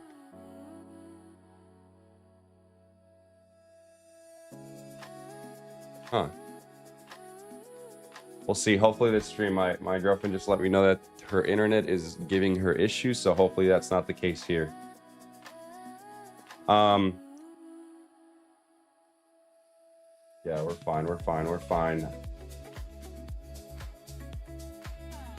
Yeah, I think we're fine for now. So like I mentioned, yeah, so the daily, again, bearish. Weekly is kind of like in this mixed area where we have a bullish gap, rejecting away from bearish order flow. The daily is rejecting bearish order flow after breaking out of the range. Essentially kind of like this, if you look at support resistance, break and retest type of action here, right? Again, divergence at these lows. So again, still bearish technically. 4-hour inverted this bullish gap. Inverted the bullish gap. We got divergence at the highs, trading lower, currently hovering over prior month low or the monthly fair value gap essentially. Yeah, again, the 4-hour is going to close here in the next 5 minutes. So let's see. Ideally, let's see. 1 hour. How's the 1 hour? The 1 hour is still respecting here. 1 hour fair value gap is respecting. We traded up into the opening print here, which is also happens to be a 15-minute order block, 30-minute order block.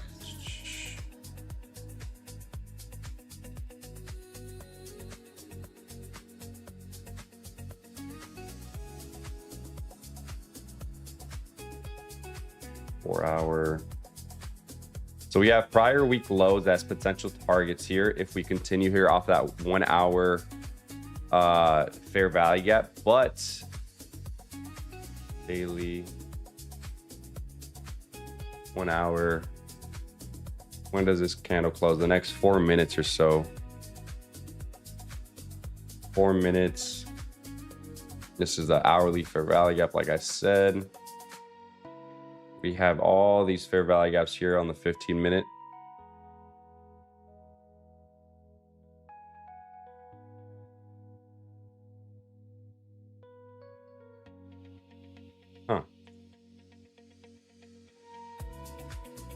Okay, there we go. So all those fair value gaps on the 15-minute here to the left of us. We rejected a bearish 15-minute gap after testing a 15-minute order block and a 30-minute order block. 5-minute order flow here is bearish. So we traded up to premium. Not only premium, 0.62 to 0.75 of the range, right? Now we are looking like we're trading to discount, right? So let's see what PM brings us here. Premium discount. Let's see what PM brings us here. Let's clean up charts here.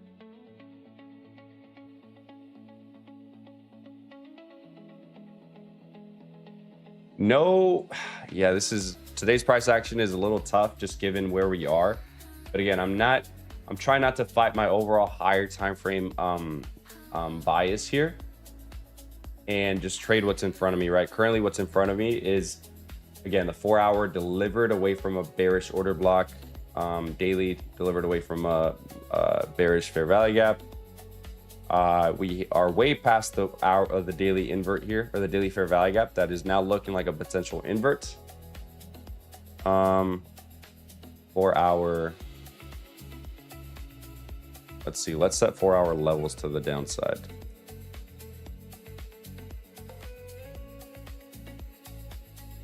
Let's put that as an invert.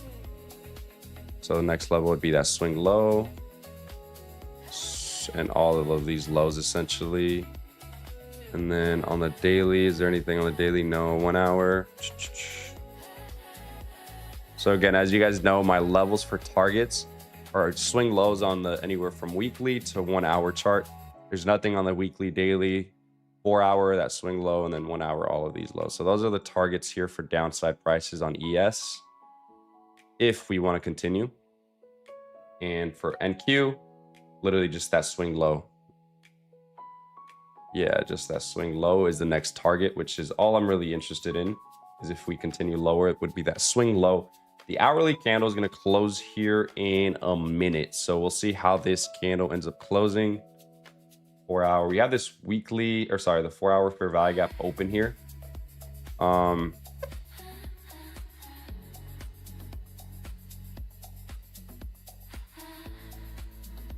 We're deep in, this is what I guess what I'm kind of thinking here, or what's going on in my head, is that we got divergence here, right, between assets. We're deep in discount. We tapped into the monthly, prior month low, or a monthly fair value gap. And 15-minute. And if this 15-minute gap ends up holding here, I wouldn't be surprised if we continue higher, right? If we continue higher into that 4 hour gap entry. But so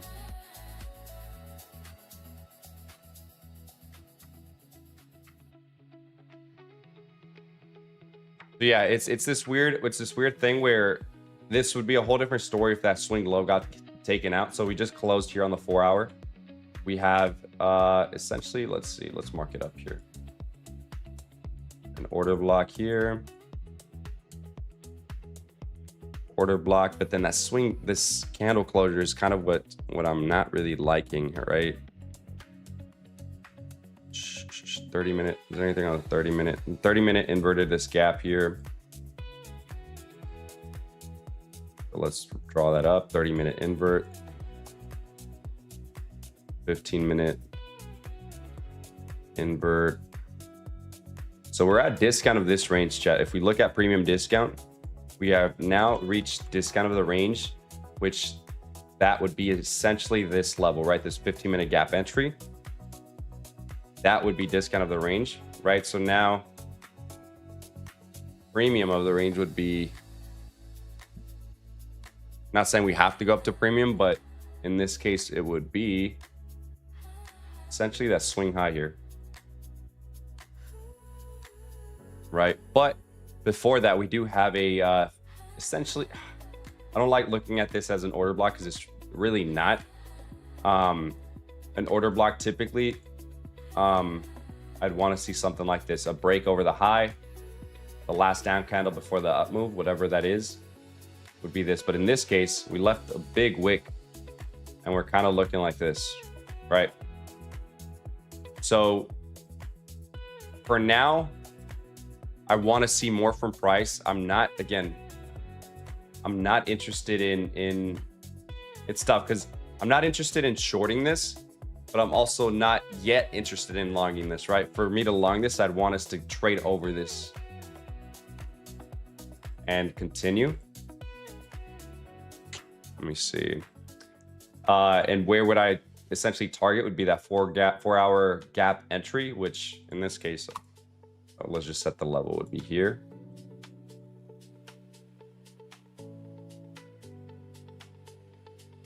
But again, we are delivering bearish on the 4 hour. If we are simply looking at our NQ here, right? the daily away from a bearish gap, weekly delivered away from a bearish order block, 4 hour inverted this bullish gap. We're trading deep in discount, and we tapped into, again, that last prior month low or monthly fair value gap. Again, I'm repeating a lot of these same things, but just kind of making it clear here as to what I'm looking for.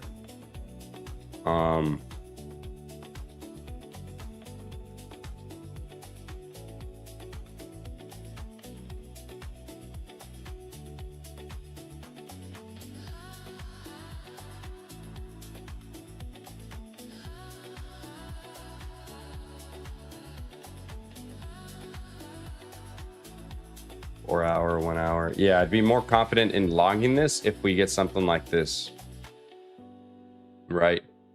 Because this long here looks decent. We're at discount of the range inside a bullish 15-minute BPR, but everything on the intermediate time frames and on the higher time frame is telling me downside. So I don't want to be fighting that trend per se. And looking just at overall intraday action, right? If we look at regular trading hours, we form kind of like this potential lower high. And after, I guess you could call it a sell-off or whatever. But for now, gonna be patient, wait here. And if we trade lower here and it gives me some sort of entry, then that's different, right? I'd be looking for some sort of short down to 408 level. But for now, yeah, I'm not confident in taking anything, right? That wick here, the CE wick here, would be around prior month low. So let's put 1 hour 1 hour wick CE. A better entry would be pull back there to then short into prior month low. That would be a good entry. But for now, I don't like shorting this, especially the divergence that we've been having. Let's see, making sure.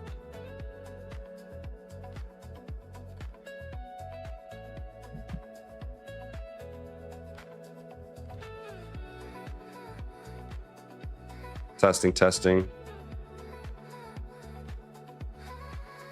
All right, cool. Yeah, for whatever reason, my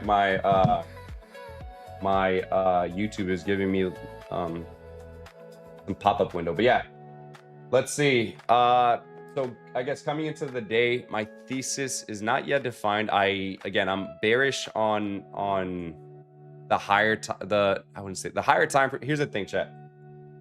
The higher time frames, right, given monthly and weekly, I am leaning more towards the upside. But current delivery, right, that we're getting on, say, the daily, the 4 hour, and the 1 hour is bearish, right?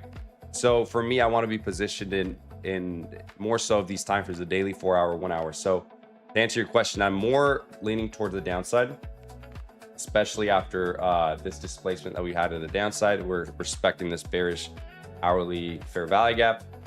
So yeah, I guess my draw here would be the 408 level, but I can also see the 801 level getting tested. So I guess my drawing liquidity, let me change that actually. Interact, so cash sidelines. So I'm on the cash sidelines. Ideally, in a picture perfect world, honestly, I would love to see this, that, and if that does happen, excuse me, if that does happen, I would look for potential longs. But for that to happen, I would love for this to hold, which is discount of the range of this leg up, right? But again, if we invert that and we trade much lower, something like this, and then we get some sort of pullback before draw on the prior month low, then I'd be interested in some shorts like that. So for now, literally just waiting. I want to see more from price. And then in this case also, we got premium of the range here. If that gets rejected, if that doesn't get respected and we just continue higher, some sort of pullback into that 4 hour gap entry would be ideal. So for now, I'm aware that everything is to the downside, but again, everything as in like the hourly, 4 hour, daily. But I don't want to be shorting, especially with, again, with the divergence that we've been having. And maybe I'm just too biased to the upside for now. But for me, I don't like this hourly candle closure that we got at the monthly prior month low or monthly fair value gap. So I could see this happening, something like that. So let's trade higher, right? I can see that happening as a, especially with the divergence, like I said. Daily, 4 hour. So yeah, I have the 15-minute open here. I'm gonna literally just wait for the 15-minute to give me more data here. 5-minute delivery has been pretty bearish since stream started. 10:40 since Mitch's stream started, essentially. But let's see.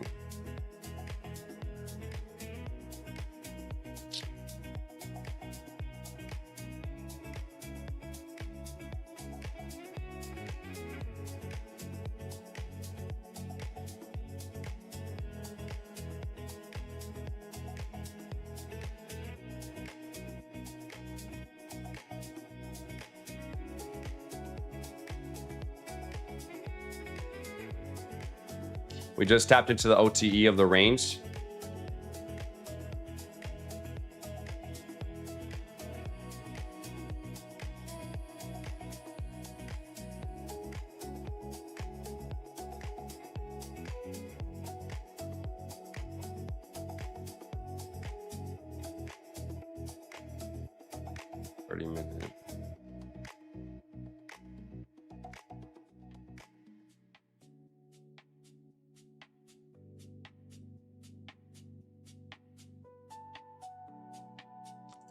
Minute. Minute.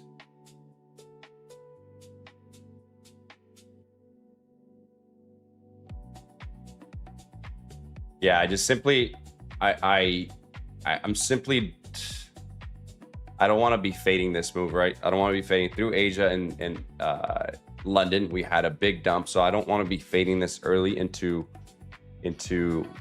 what I think, right? I want price to tell me what it wants to do. For now, it wants to keep going lower, but again, we have certain things that I have not been met yet for my criteria for me to essentially want to be shorting this per se, right? Until if we get some sort of like big displacement here in the next 2, 3, 5 minute bars, and then price gives me an entry, then sure, I'll look for a short. But for now, I'm not looking to short this. If anything, I could see price pulling higher from here. But for now, literally waiting. I want to see more from price. 4 hour.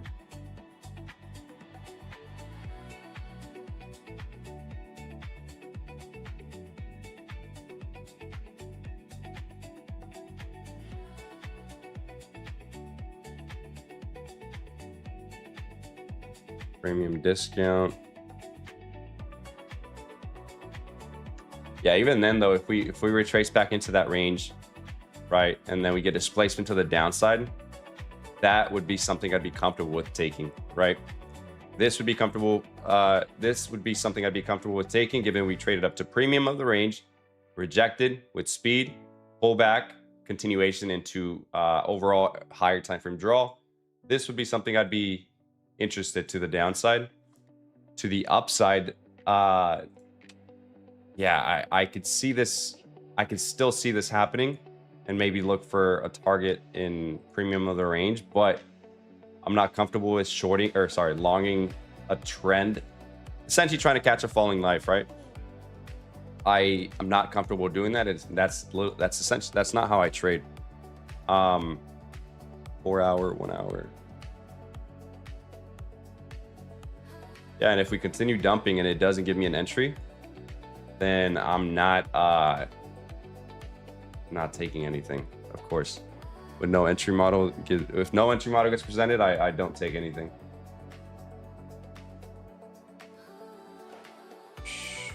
Hourly, 15 minutes.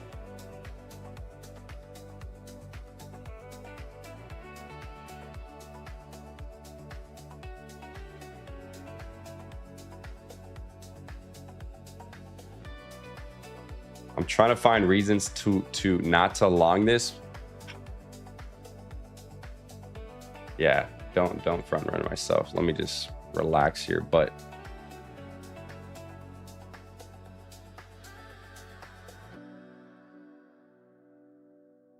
yeah, this would be a much different scenario if the prior month low got taken.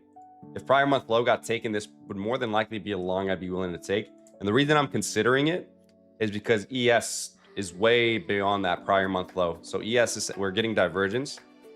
But again, if price wants to deliver bearish, like price doesn't have to go up to premium, right? So, or in turn, price doesn't have to go up to the 4-hour gap entry, which is my overall draw.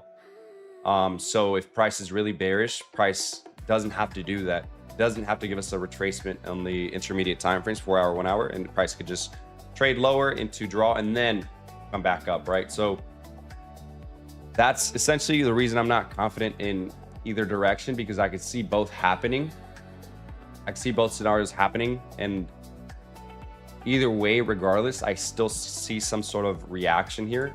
Now it's just a matter of, is it to here, to there, or to there, right? And if we just completely disrespect, pull back, get an entry, that would be something I'm comfortable with taking to the upside. To the downside, this would be something I'd be comfortable with taking.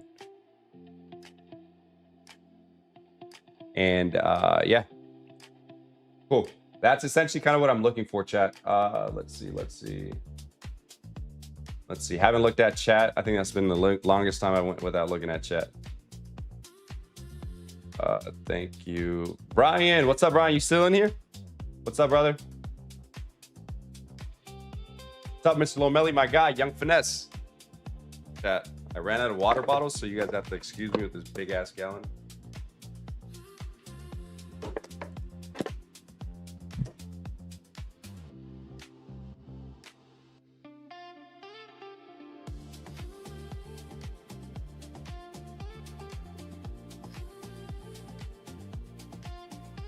Gap below on the 3-minute.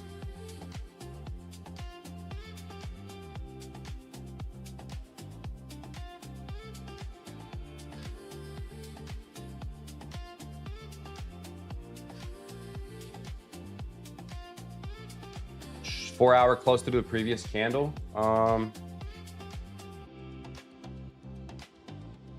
me remove this, remove that.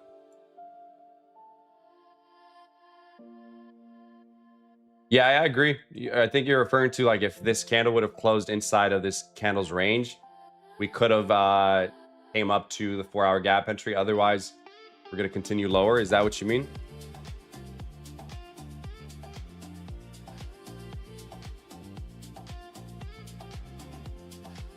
How long do you think we have this ranging price action for?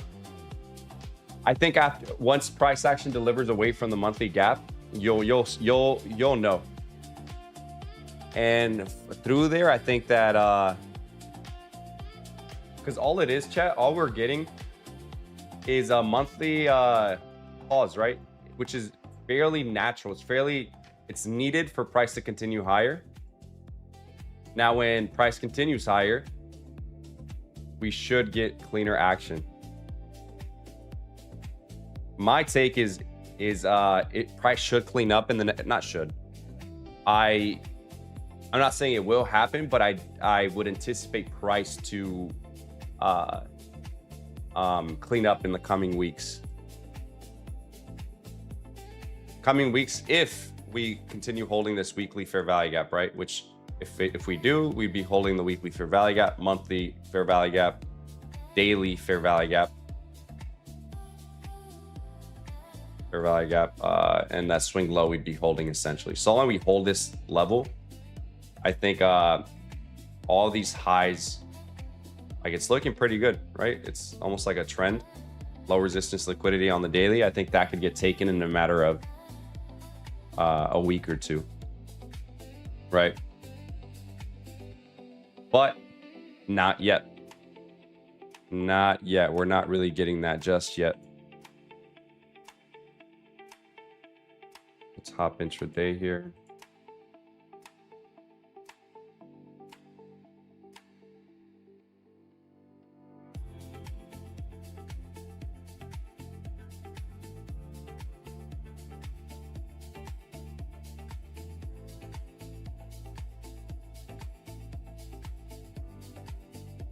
YouTube lagging. Anyone else lagging for me? Yeah, I think we all want to see that coming and going. So annoying. Thank you for the... oh, shit. I hope it cleaned up now. Let me see. Big time laggy? Shit, chat, is it still lagging or no?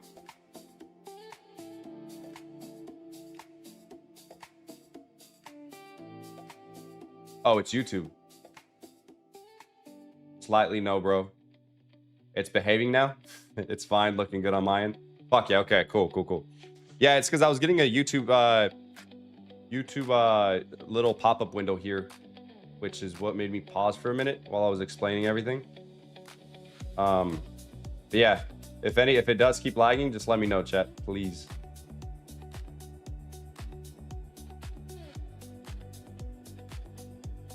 Lomeli, get ready for a Trump tweet, 15 minutes, big pump. Wait, are we expecting anything from Trump AXP or is it?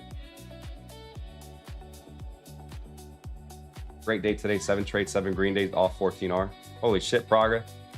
Praga, do you take losses, brother? I think yesterday you had a similar day, right? You took 10 trades, all green.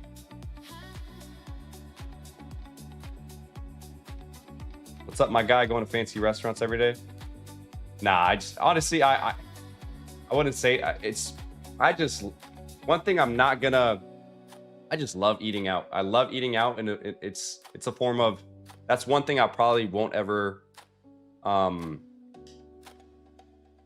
probably should. I mentioned this yesterday, but I got the app Monarchy, right? Which tracks your spending. So I inputted all my credit card, everything on there. And my biggest spend was eating at, my biggest spend other than, what was it?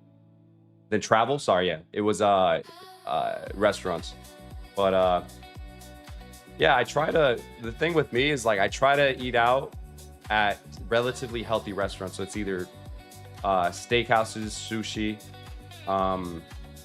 clean food, and for the most part, they're on the, I would say they're on the pricier end, but it's not because I want to eat out at fancy restaurants. It's just because I want to eat cleaner, and for the most part around my area, at least, those cleaner restaurants tend to be just priced a little bit more. But I agree.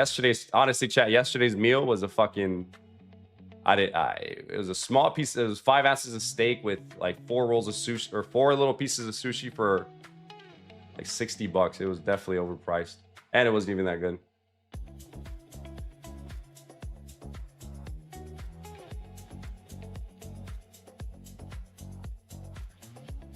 Big ass water. I'll at least stay hydrated with 4 gallons, brother. Yeah, I used to drink a gallon a day, but yeah, right now currently probably drink about, what is it, maybe 100 ounces a day, which would be like 5 or so water bottles of the regular size. We know that massive piss is coming.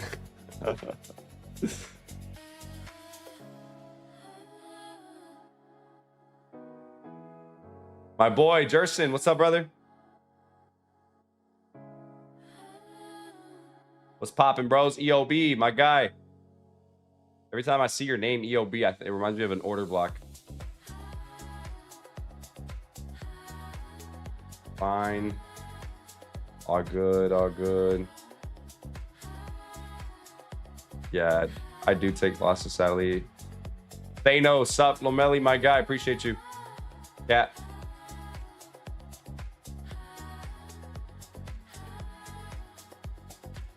Will Trump pump that bit? Find out in 15. That app scared the shit out of me. Brother, I thought, I had to sit down and have a conversation with my girlfriend. I'm like, all right, I genuinely, I'm not even joking, chat. I opened up my notes app and I wanted to double check and make sure it was correct. But I literally went down through all my fixed expenses, through everything, and then I was like, oh shit, yeah, the app is indeed correct. But it's a cool little app that it makes you, I've never been like a penny pincher, right? But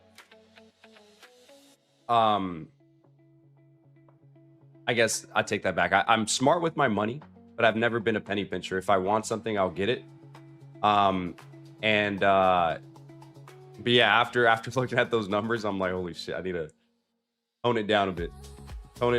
Do you drink? I don't necessarily. I'm not an avid drinker. No, fuck no. I probably drink like maybe 5 times a year, and maybe one of those times I get drunk, if that, right? Last time I drank and got drunk was I would say tipsy was in December of last year, which was in Tulum. In Tulum, I got tipsy, and then before that, I think it was where I really got drunk was 2 years before that, or a year and a half before that. I was in Atlanta. Yeah, that was the last time I got fucked up. Talking about shot after shot. Yeah, in a matter of like an hour, and I got to a point where I'm like, holy shit, like I need to get the fuck out of here. Yeah. But yeah, ever since then, I was like, I don't want to get to this point ever again.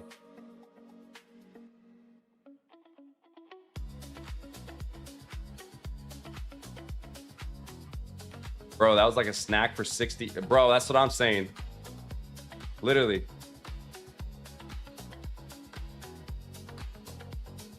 I'm gonna go take a massive piss. Be right back. Fuck, man, Arvin. Go ahead, handle. That's dope. Way better than soda or juice. Yeah, fuck yeah.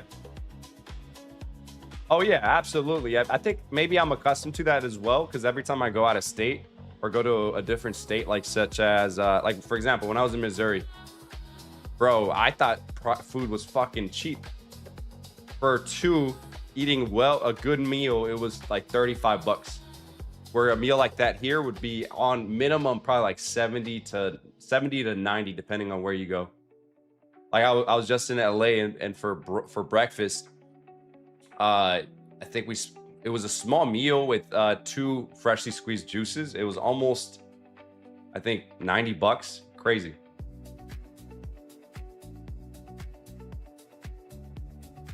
The app was called Monarchy.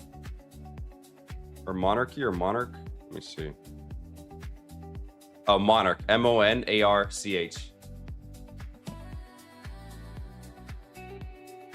Americans spend roughly $3,200 to $4,000 per year, I guess, and eating out, I spent. Damn, I guess that makes sense. Yeah, great app. Honestly, it for sure made me more conscious of my spending.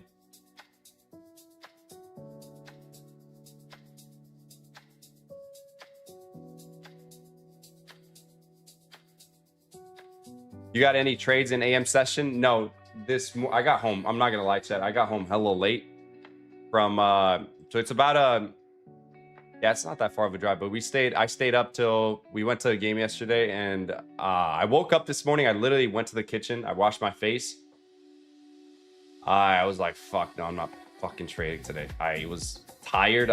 My head was hurting. I literally went back to sleep and slept for another like hour and a half or so, or 2 hours. So no, I didn't even trade. You like coconut water? I love those Harvest. Yeah, bro. I get them at Costco, and I love them. I haven't gotten them in the last like 2 weeks, but I fuck with them.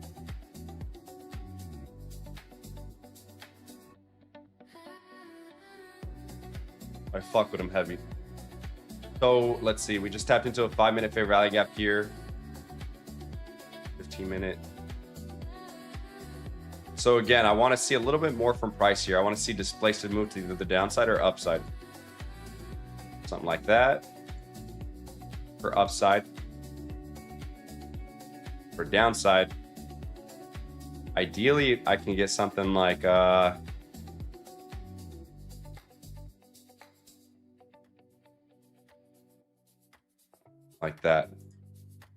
Right. Otherwise, again, chat, I apologize if the trade volume is low, but that is, I kind of, made a decision, an executive decision to not compensate for chat. And I apologize. So a lot of yapping, I guess, while we wait.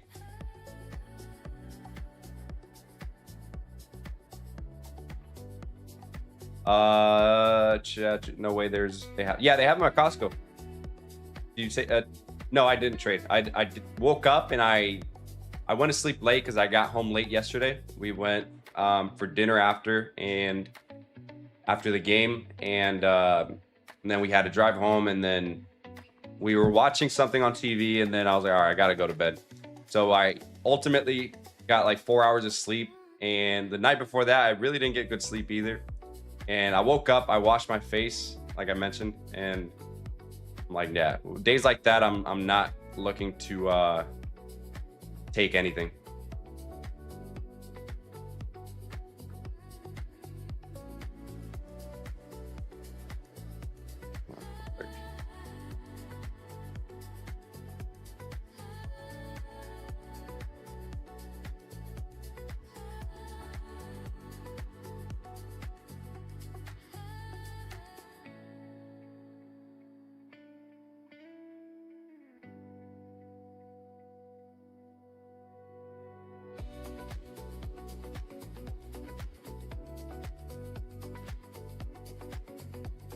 People need to learn that not trading is one of the most important parts of being a trader. I'm still trying to learn that.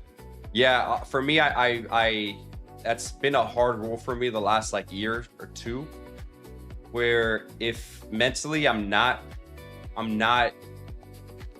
I think most traders kind of sometimes whenever they get little sleep, they try to force themselves into taking anything. And for me, those have been the biggest tilt days, right? Where I just am fucking tired and I'm already kind of in a bad mood waking up, and I'm like, all right, today I just, something goes wrong and it just fucking triggers the fuck out of me. So on days like that where I understand myself and what makes me go on edge, I don't even want to risk it.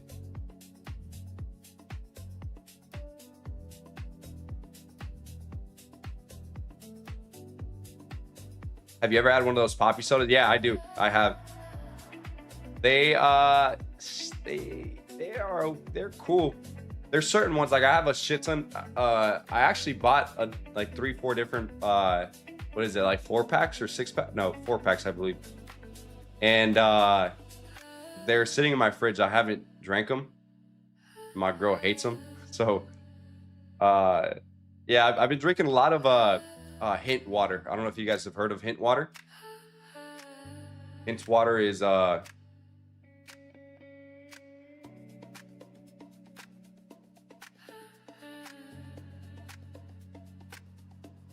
this shit, which chat, if you're used to drinking soda and like sugary juices, you're not gonna fuck with this. But for me, I just wanted something with a little bit more taste that doesn't have additives, and the ones without carbonation are these. And they do the job for me. They really do.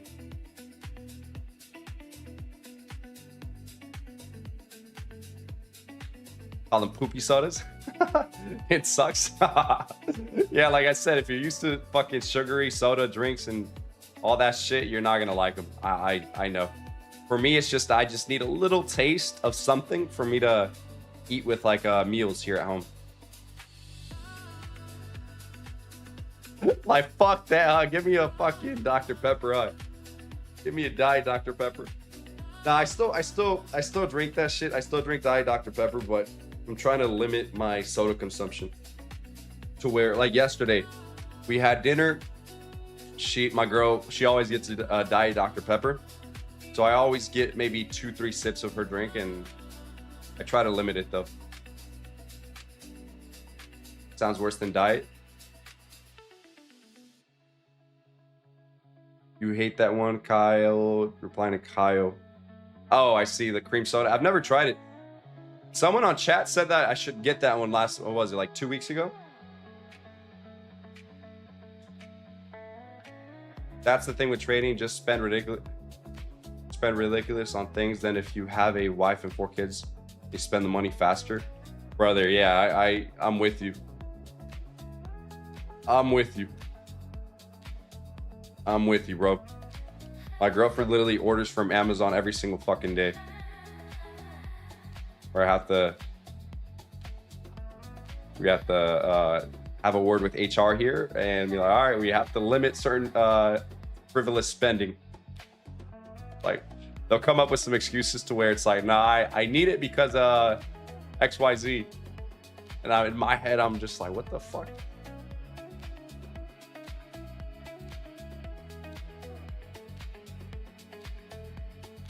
Any artificial sweeteners ruins your gut. Yeah, that's exactly what I've been trying to stay away from. Just fucking, it's been hard, but literally just drinking not soda, for the most part, water and milk, right? With coffees and stuff.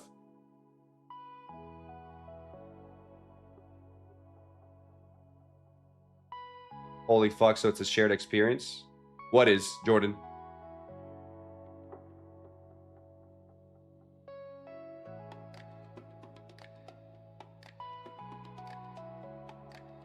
These markets are made to take out whatever side on the trade you're in.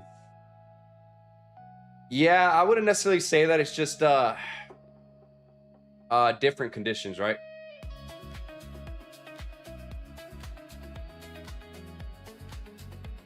I'm on Spindrift, Olipop over Poppy stuff for sure. Craziest take ever. Hold on, Jess. I'm gonna start a poll. Olipop.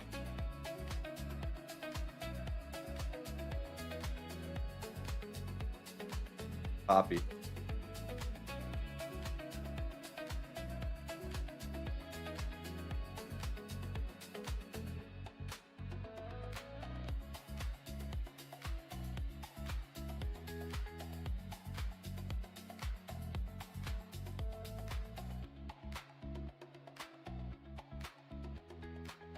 What's the best, healthiest soda? Olipop or Poppy?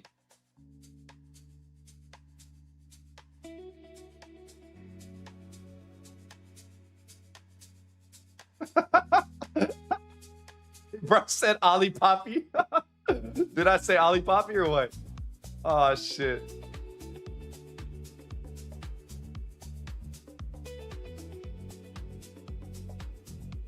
You're hoping for shorts here? Man, the thing is, Ollie Poppy.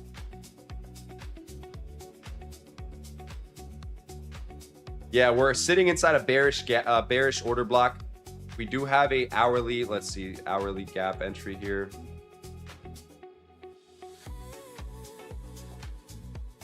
That we just kind of tapped or just came shy of 30 minutes.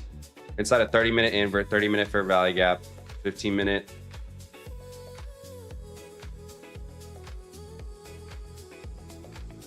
If price wants to go lower, it should do so from here. 5-minute order block.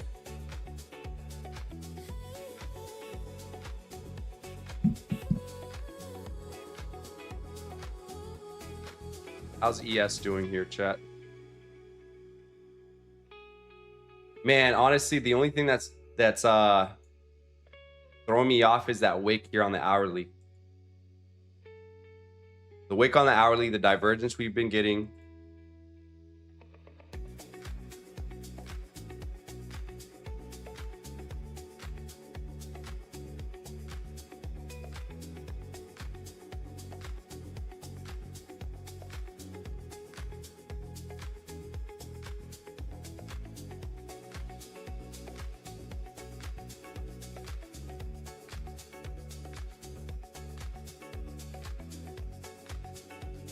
Minute, 5-minute.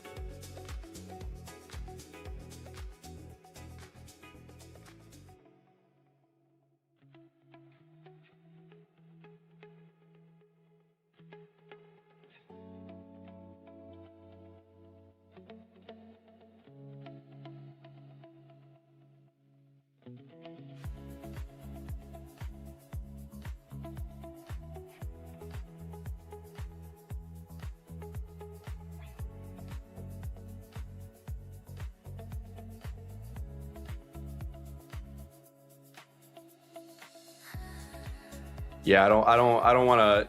Regardless, I missed it, but I'm not interested in this short. I do think trusting my read here, and I do think that even if we go lower, I still wanted to see higher. I don't trust this hourly closure here that we've been having here at the 8 a.m. with divergence, right? And that's not to say we're not going to see lower, but it's not. I'm not interested in taking this short, although.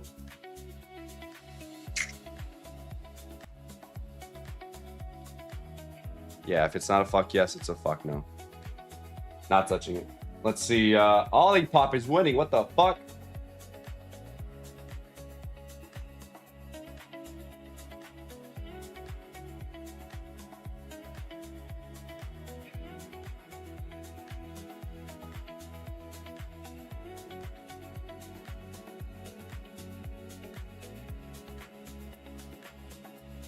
Bro, do you have taste buds? Bro, that's a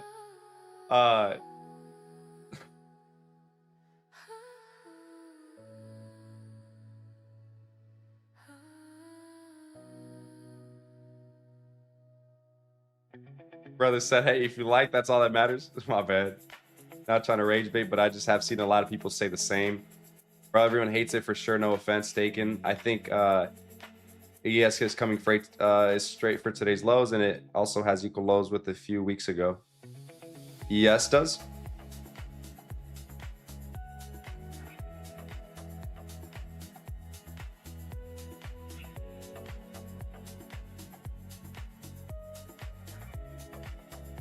Yeah, we have equal lows down here. Yeah, I see that.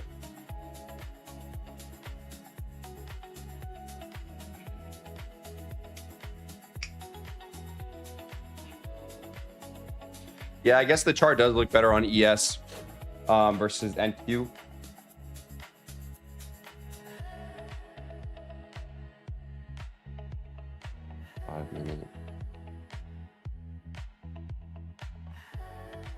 Yeah, I'm not confident in these shorts.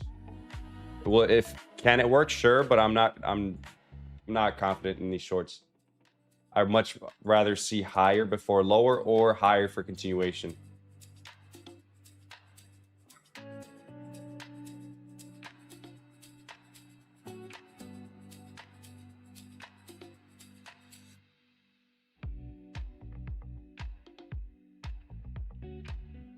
But I do get those people, you know, trying to short. I do understand the read.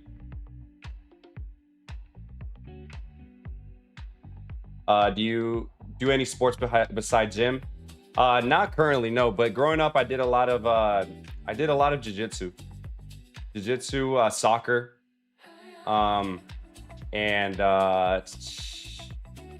from time to time basketball with friends. But nothing. I never did basketball like on a team or anything.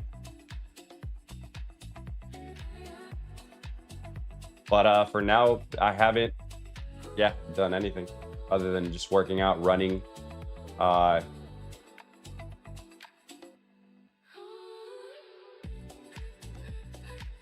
fat wick on the ES 4 hour from a few weeks ago when you got marked. W patience. Yeah, fuck yeah, Adrian. I've touched this way too many times, getting break even on most of my trades. Yeah, I mean, clearly the 5 minutes delivering bearish, right? The 5 minute is delivering bearish, but you also, for me, what I'm understanding is that we are at discount of the range of that leg after the hourly kind of closed how it did, right? After a retracement, after a dump that we got from through London, right? After tapping into the prior month low, right? So for now, I much rather be patient here. But again, the intraday timeframes is delivering bearish, right? We have lower low, lower high, lower low, lower high, lower low, potential lower high, so that I can see that validity for those that are looking for shorts, right? Yeah, I see that 100%, especially after trading to the hourly order block, 30-minute invert, 5-minute order block in premium of this 5-minute leg, right? Like I 100% see that, but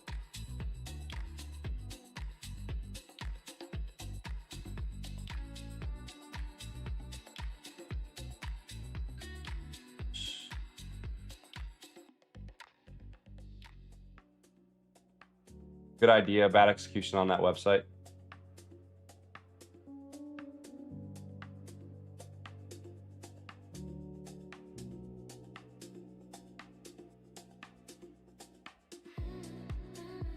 I agree though, we just trending linear down is riskier. Short, even with good draws down below, the entry would be higher up somewhere. Yeah, that's kind of what I if it, for me at least right now, it's not a fuck yes. It looks like Olipop was the winner, chat. Brother said Ronaldo or Messi.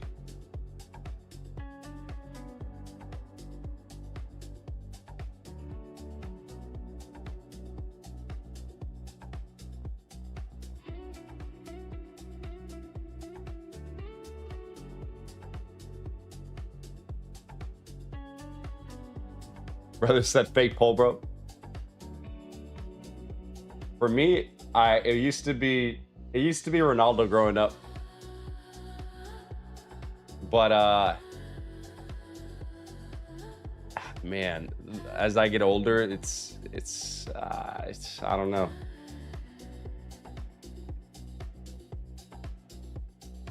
How long have you been a part of Rake's community? For the last like 3 months now.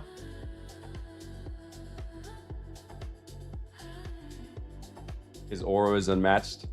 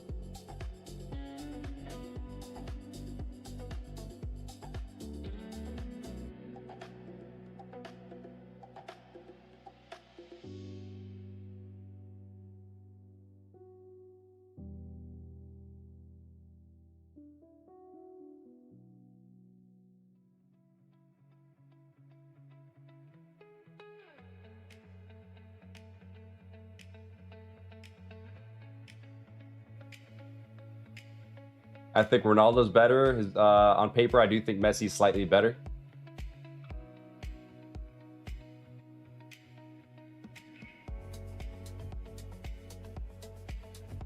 Yeah, on paper, if you were to present me Messi's overall achievements and stats, and then Ronaldo's achievements and stats, I would for sure 100% go with Messi.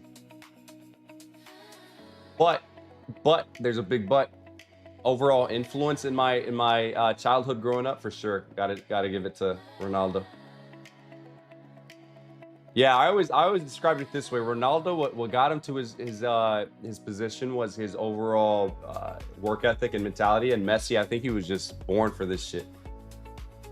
Not saying his mentality and work ethic wasn't there. It for sure has to be, but Messi was just fucking.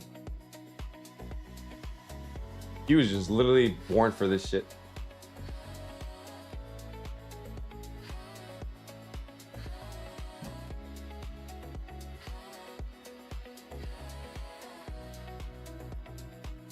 I was born for this shit.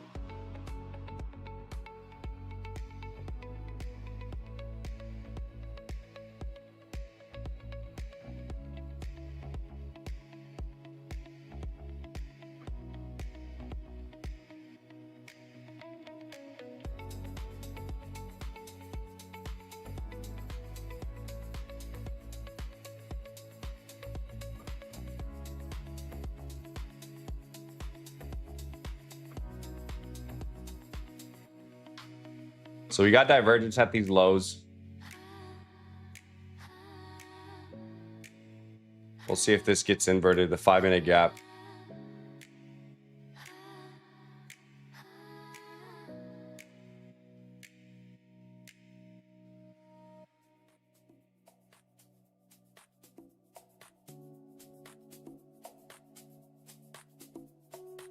Because in theory, if price wants to go lower and test lower prices, this gap should hold.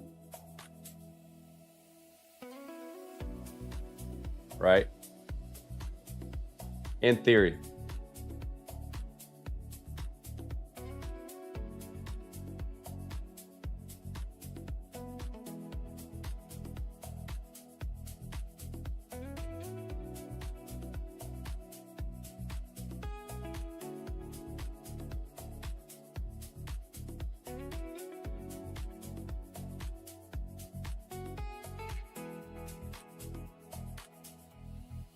Messi's like Magic, Ronaldo's like Jordan.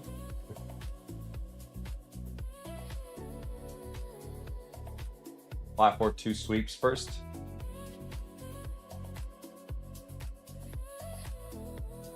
Oh, the lows. I see. I don't know. That's tough. I think if this 5-minute holds the invert, I don't think the lows would be retested. Given we're already at, we're in this area, discount of the range at OTE on the 15-minute. We already tested the hourly gap, the 30-minute, 30-minute invert, and we tried to go lower. ES took out the low, and Q didn't. So now we're trading slightly higher, inverting the 5-minute gap with divergence. And premium of the range would be that swing high. So yeah, I wouldn't be surprised if this can hold. I wouldn't be surprised if that level gets taken.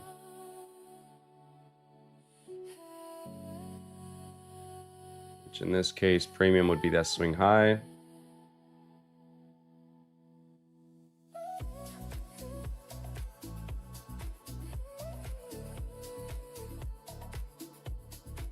Currently at that invert, bullish BPR.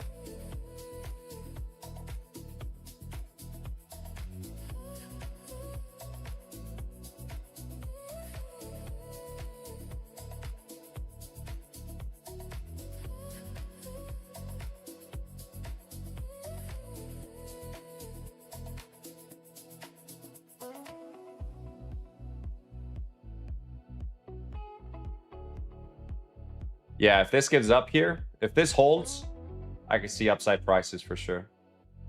Or not for sure, but if this gives up, however, I do think that that 409 level would get retested, or not retested, tested into, or minimum the 1 hour wick CE. But so far, how it's looking, it's continuing to hold.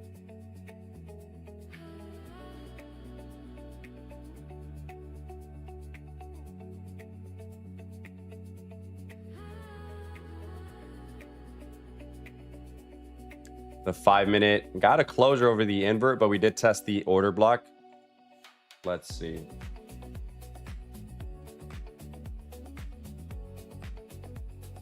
Ronaldo is the GOAT for everybody.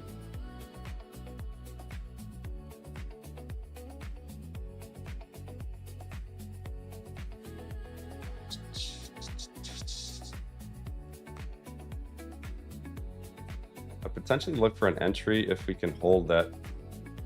Stops at the lows.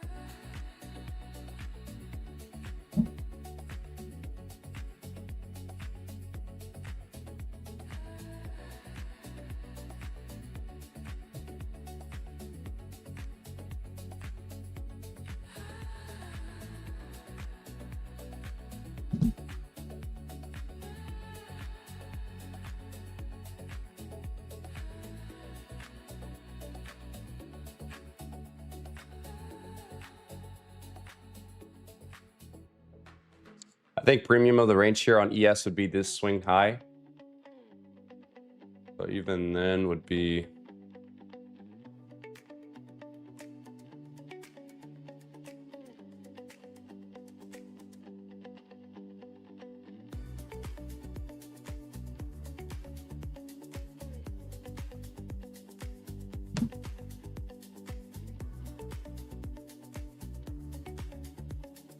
but that's contingent on literally this invert holding here and the 5-minute holding. Otherwise, I am not taking anything. We did trade up into this bearish 5-minute order block, kind of the same framework we've been having, or same order flow throughout this leg down. But the trade would come under the thesis that the hourly just got traded into, the hourly order block. We tried to trade lower, and we kind of failed the same discount area, or 0.62, the OTE of the range, inside a 15-minute fair value gap, 5-minute fair value gap. We got a 5-minute invert with divergence. So in theory, if price wants to go lower, it should have done so. That's kind of the overall trade thesis. Now, if it doesn't hold, then I just scratch that idea, right?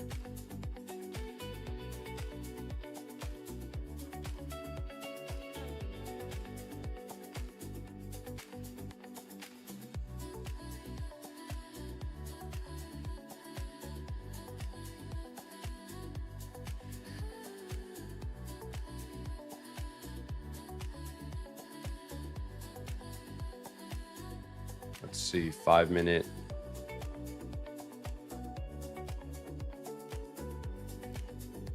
We just took out the lows. Let's see.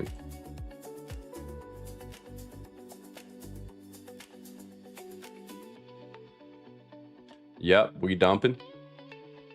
Yeah, it looks like order flow wants to continue going lower. So the 5-minute just closed there. That idea gets invalidated. 5-minute just closed, and let's see. We rejected that 15-minute order block. 15-minute is looking like it's going to close here in the next 5 minutes. We close below this fair value gap on the 15-minute.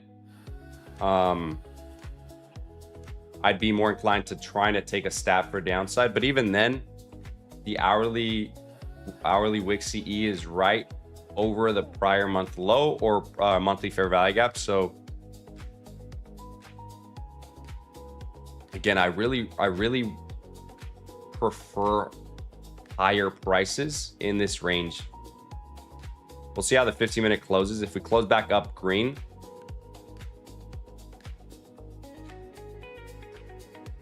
but otherwise I'm still cash. Let's see how the 15-minute closes here.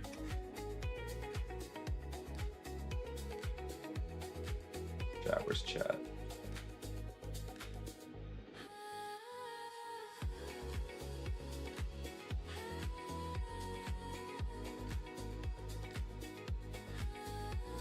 Is it very different for you to trade on your laptop when you're traveling? I wouldn't say to trade, no, absolutely not. I think it's more so it's difficult to stream on my laptop when I'm traveling. I think that's just because I have to keep going back and forth through different windows. Versus when I'm traveling, I'm literally executing on I'll have a different laptop. So I have 2 laptops. I have a MacBook Air and a MacBook Pro. And I'll typically just have everything open on my MacBook Pro, and then on the Air, I have whatever I'm executing on, whether it's across just one account or across multiple accounts. I can literally just go back and forth, right? Pretty easily. And I have the charts on my Pro, and what else? Yeah, that's about it.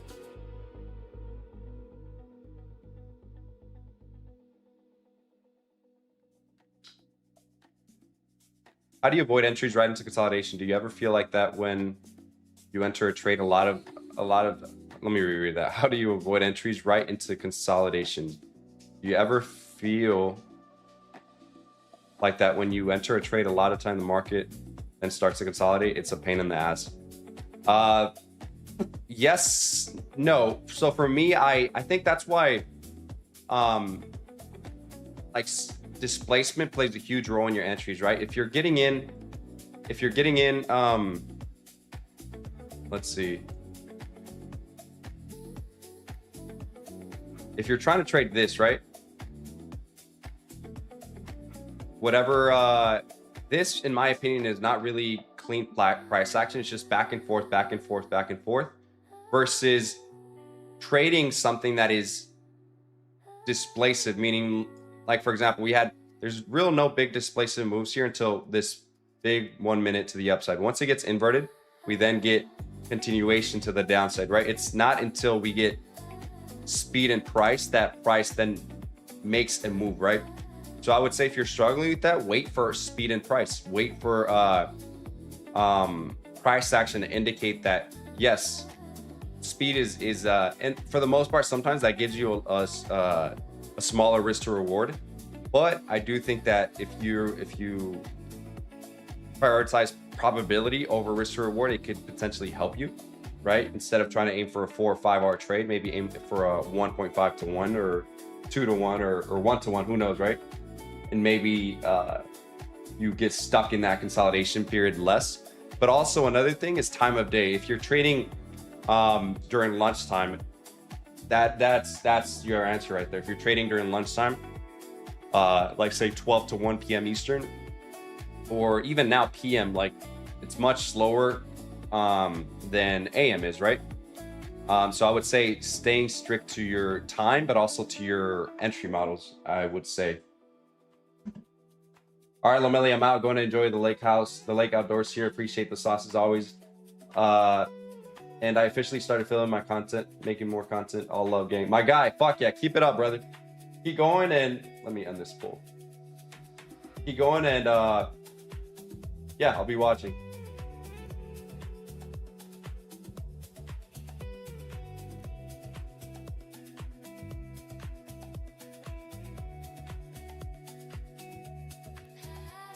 The 15-minute close, pretty, I wouldn't say bearish. Close kind of as an indecision candle.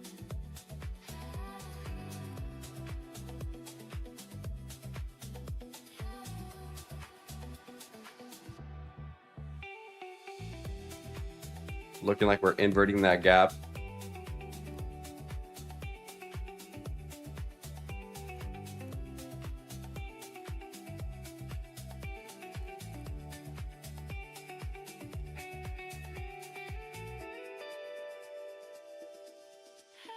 Faded up to that 15-minute order block.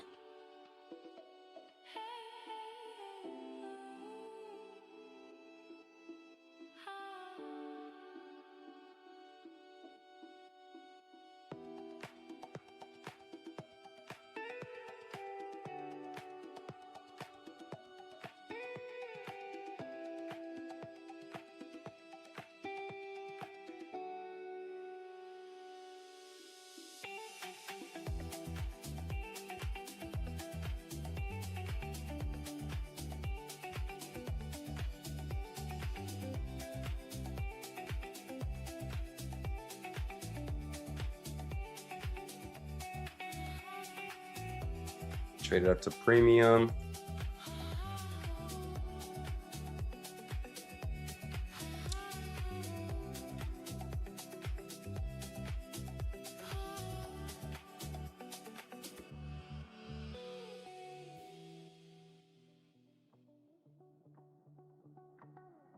$15-minute order block, 15-minute invert.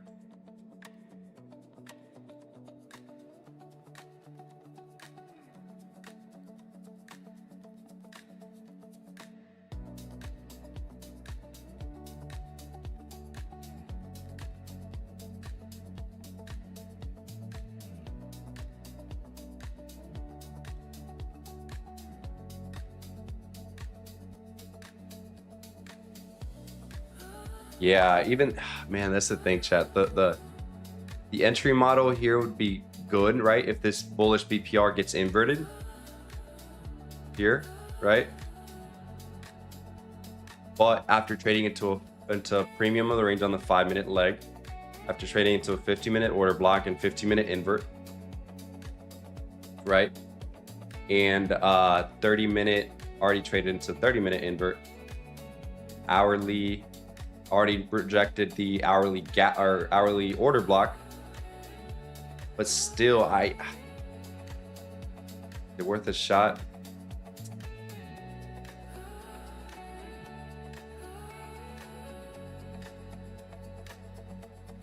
15-minute.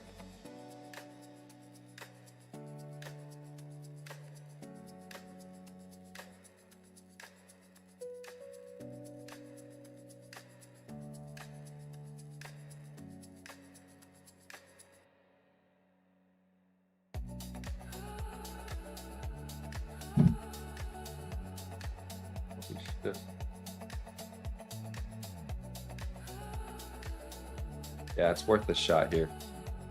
Let me see.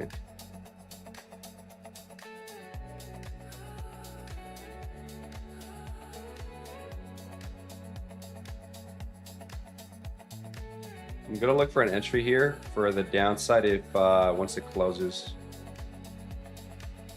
Okay. How many points is that? All right, cool.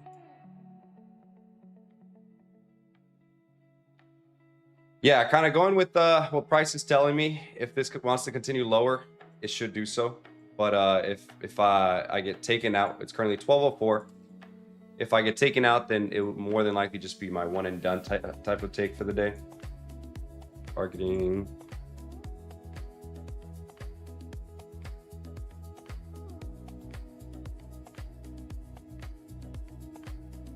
Targeting low of day 432.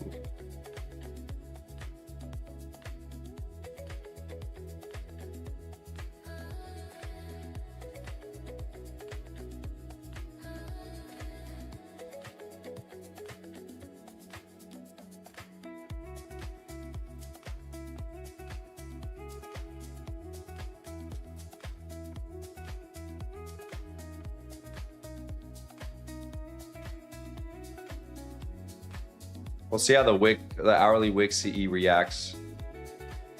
I'd ideally love to see displacement past it.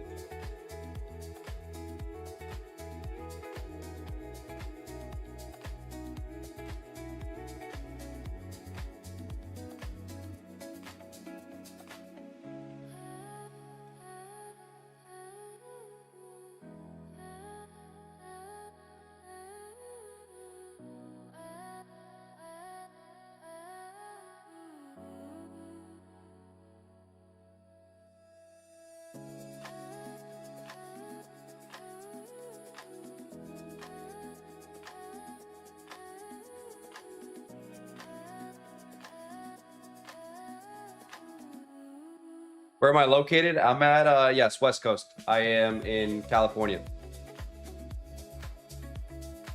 Prior week low as targets. Yes, looking for essentially low of day.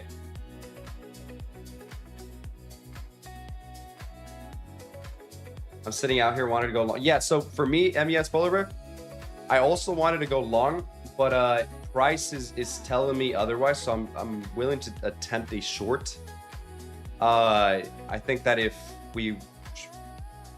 I guess the trade thesis is if I kind of wanted price to hold, and it's currently telling me that it doesn't, with the hourly getting the rejection off the order block, then retrying to go back up, then failing again and continuing lower, rejecting the 15-minute invert, 15-minute order block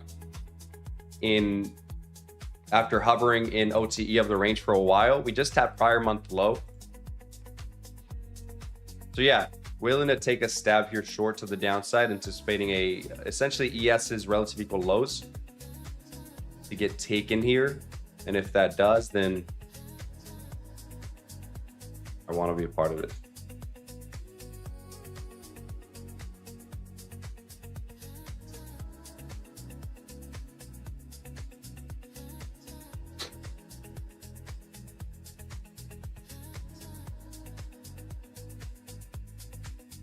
Music is hitting right.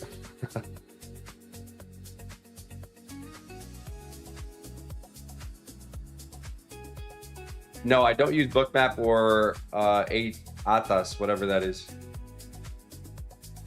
I don't use it at all. 1 second, chat. Be right back.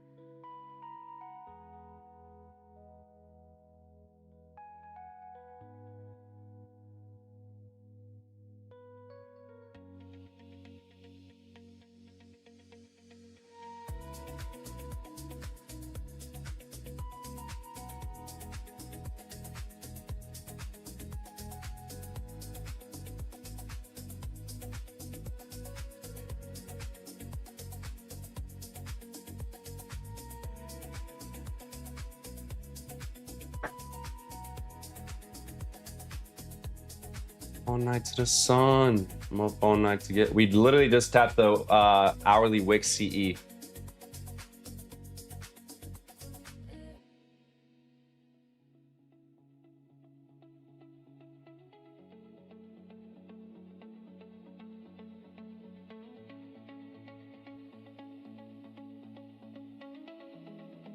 Ideally, I'd love for us to displace past it.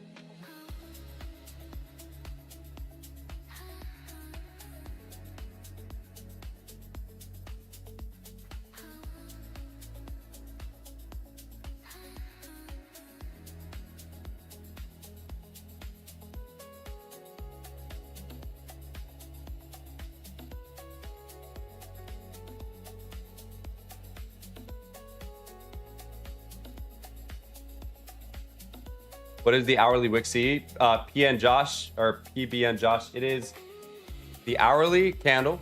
Whenever the hourly candle gets a big wick like how it did this last candle, I like to take the close and the low and the midway point of the wick, because this in theory is a bullish close, right? All it is a bullish close. Now in theory, if price wants to continue higher, we theoretically should hold the midway point of that bullish candle. Otherwise, if we hang around the lower end of it, then that hourly low would more than likely get tested. So it's just a way of looking at price and trend. That's all it is.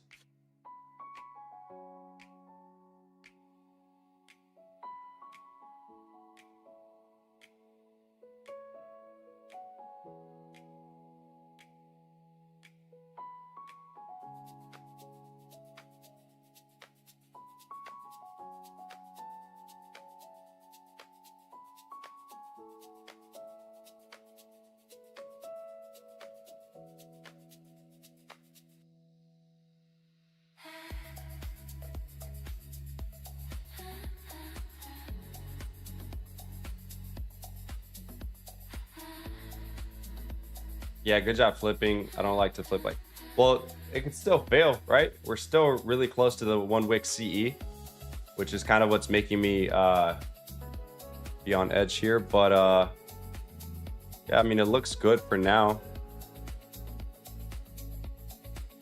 But I'm with you. I do like, the only time I flip is when price confirms what I'm kind of going up against. And if I was bullish biased, this isn't what I would want to see.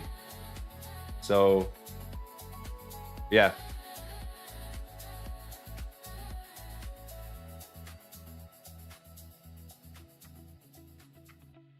Did I?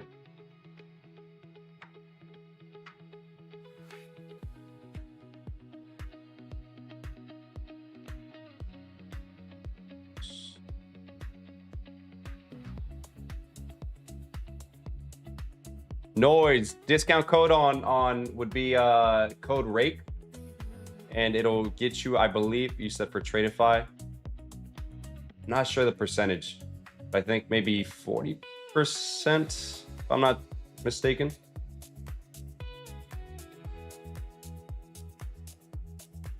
Yeah, code rake on every firm will get you the best deals.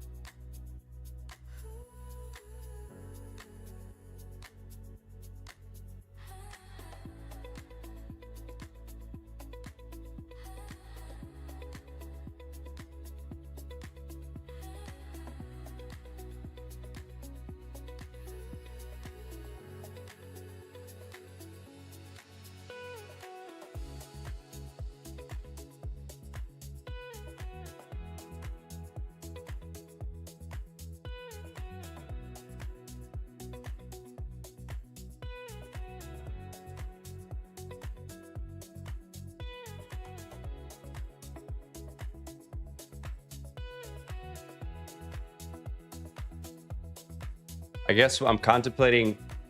Yeah, it's tough.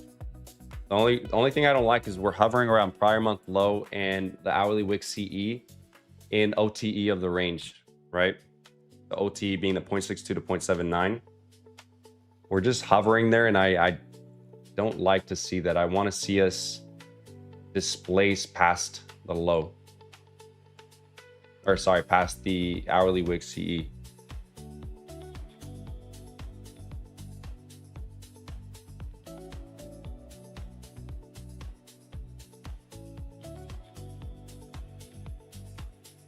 And given that I came into the session kind of leaning more towards the upside, it's making me a little nervous here.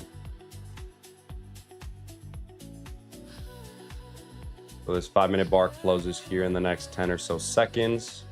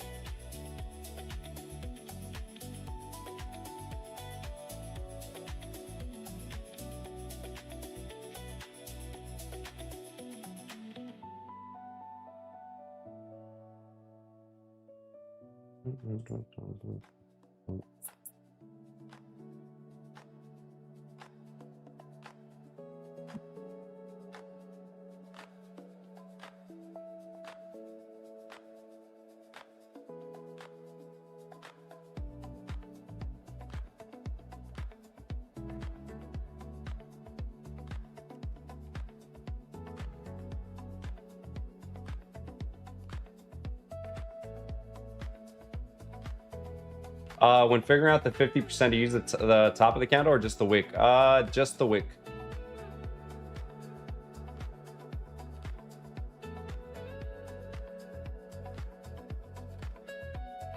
Yeah, this is exactly what I didn't want to see. Yeah, I'm considering scratching for even, but no, I'm gonna let it do its thing. Fuck it. Just because, man, this trend on the intraday level has been downtrend, right? The 15-minute, what I was looking to hold was discount of the range. We traded higher at this high here into the hourly order block, right? Hourly order block and 30-minute invert, and then we traded lower, and we got divergence here again at the discount of the range and the 1 minute. So that's been what, two attempts of trying to go higher, and it didn't. So now at the point where we retraced it to the 15-minute order block, and then we got a 1 minute BPR failure, led me to believe that we can essentially trade lower after essentially 2 attempts failing to go higher. I was like, okay, I can, the downside is valid. Price is confirming so. Let me not try to fight my overall higher time frame bias, or sorry, intermediate time frame bias, and go with the higher time frame draw, which in this case is lower, right? Like I mentioned, the daily and the weekly are delivering bearish, but yeah, let's see what price wants to give us here.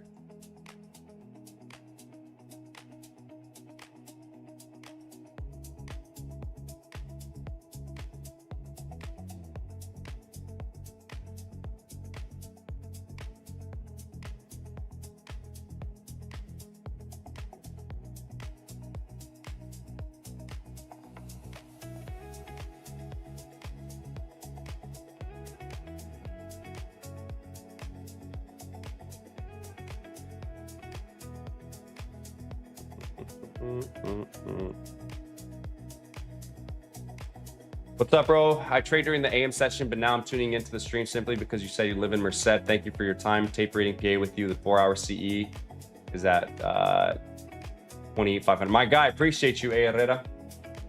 Appreciate you tons. Fucking Wi-Fi, is it lagging? All right, everyone can hear me, right? This power hour blows.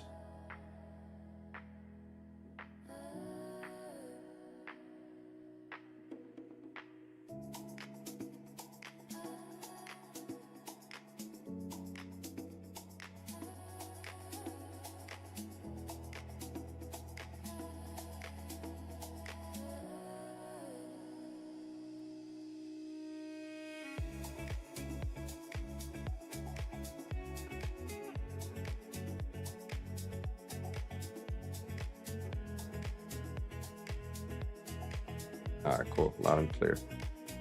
Yeah, keep getting pop-up windows on YouTube.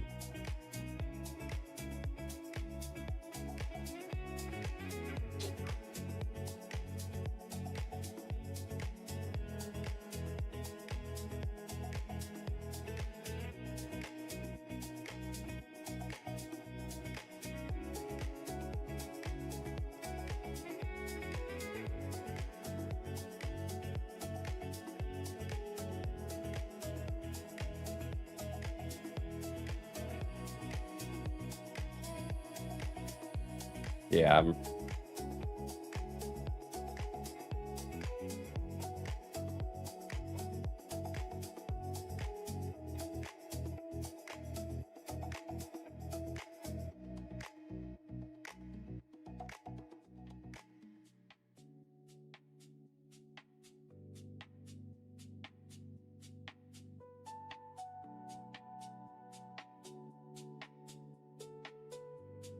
yeah, we're delivering away from the hourly wick CE prior month low, which is kind of exactly what I wanted to see for overall higher prices.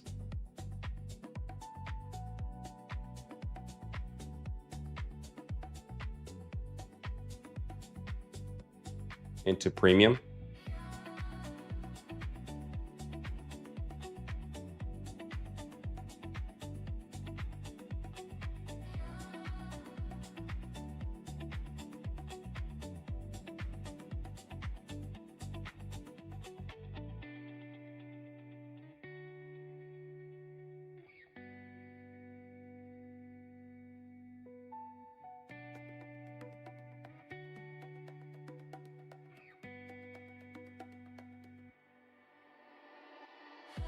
Yeah, I'm not liking this. I think if I wasn't in shorts, I would have looked for a long here in this area.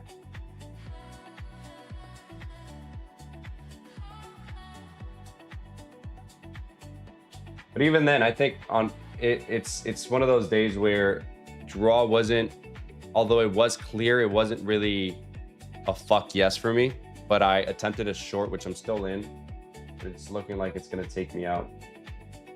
So long we don't take out that swing high here at the 5. Top is 569. I should be yeah, this literally reaction that we're getting off prior month low and hourly wick is exactly what I want to see for the upside entry. But now it's conflicting because I am in a short, which after this, let me remove this. After this went invert.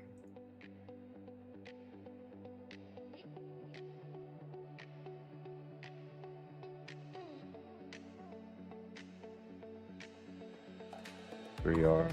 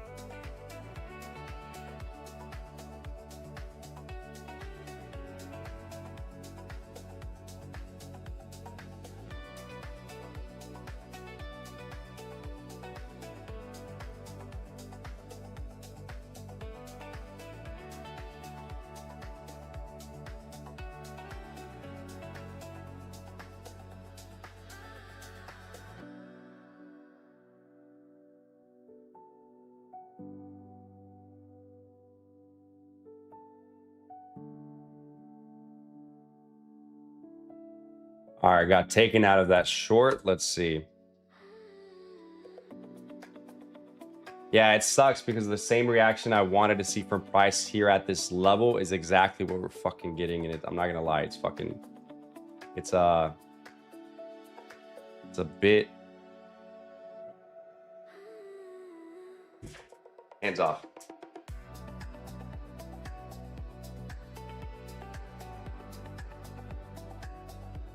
We'll see how this next 5 minute closes. If it closes and we get this fair value gap here, I'd be willing to try one more attempt with the overall bias that I kind of had coming into the session.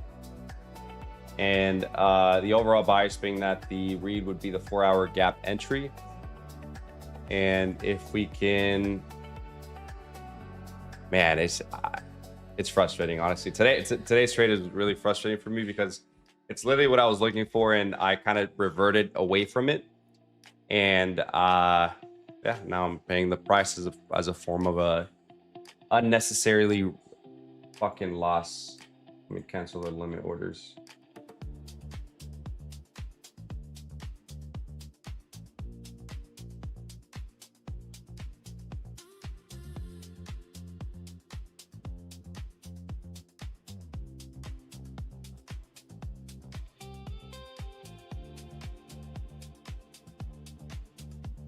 Fucking Wi-Fi. I think it's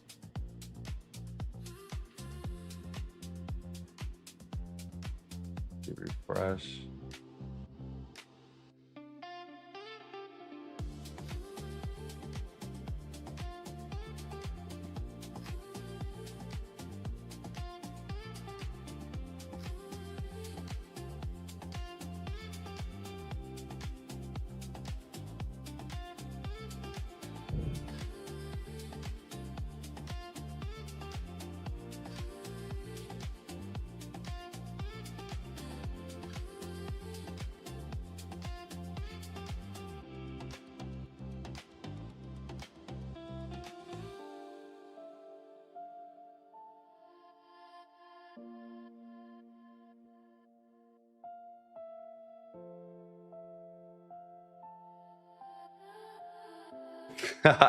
You said you could say it, bro. Tilting for sure. No, it's not even that, brother. It's just I'm fucking. Yeah, it's just a frustrating session, given that this is literally what I was looking for, and I kind of went against it. I'm not. Yeah, that's all it is.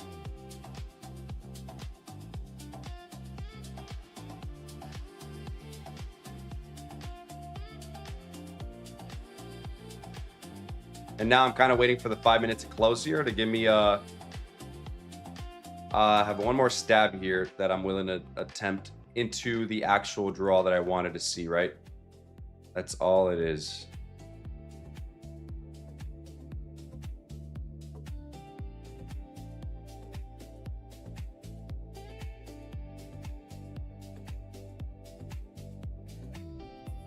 Hourly, yeah, I think in this case,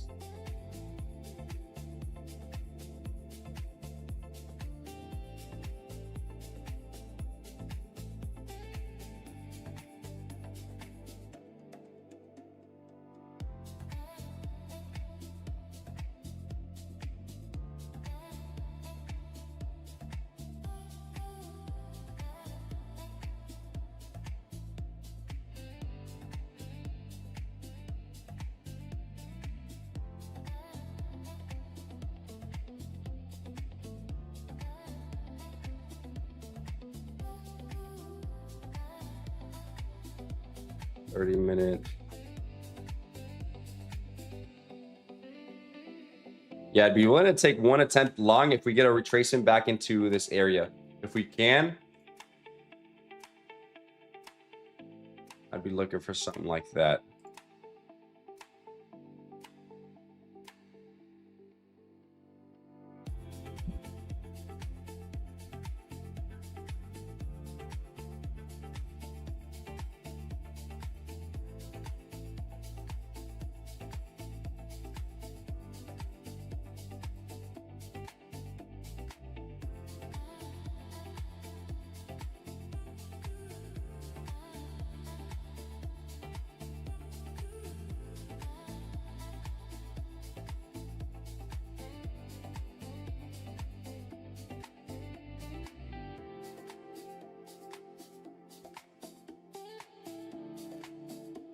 All right, so yeah, it's 12:30. Yeah, I'm not gonna lie, chat. Today, I think I'm gonna call it there. I think we where I went wrong today was trying to literally essentially flipping my bias. And it's frustrating given that the reaction that I wanted to see literally at the place where I wanted to see it at, right, was the reaction that I would have taken had I not taken the short. Prior monthly fair value gap, hourly wick CE that I kept talking about, the OTE of the range, right? And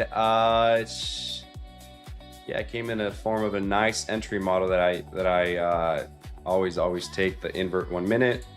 We had a change of state, 1 minute order flow continues. But yeah, I think that's the frustrating part about my execution today.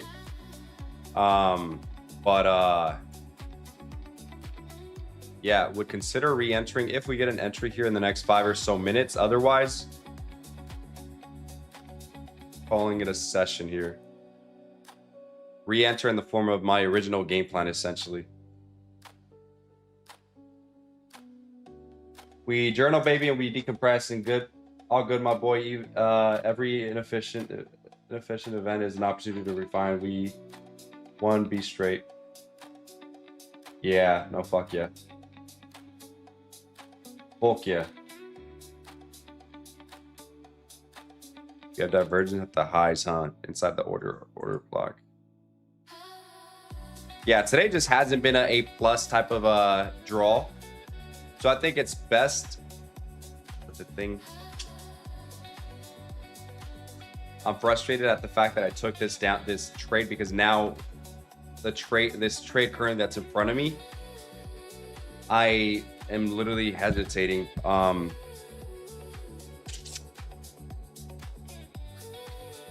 Decisions, chat. Decisions. What I'm really liking is the rejection away from the hourly wick CE and the prior month low or order block, or sorry, yeah, fair value gap. 15-minute. 15-minute was retracing back into order block. 5-minute fair value gap, 1 minute order block there. And yeah, we do have divergence up at the highs, but we have yet to get to premium. ES has already kind of inverted that bullish gap.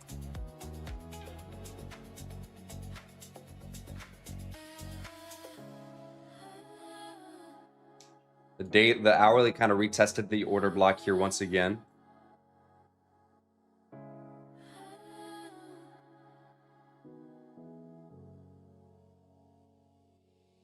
I'd be much happier if we just continued dumping. Yeah, I think that is gonna wrap it up for me, chat. I think I'm all done here. I think, yeah, I'm not gonna try to force anything that isn't there. As tempted as I am to attempt a long here at this 1 minute invert, chat, I'm not gonna lie, it's tempting. Invert long into premium for a 101. The 5-minute closes here in the next 30 seconds or so. We tapped into the 15-minute order block here after a 15-minute change in states.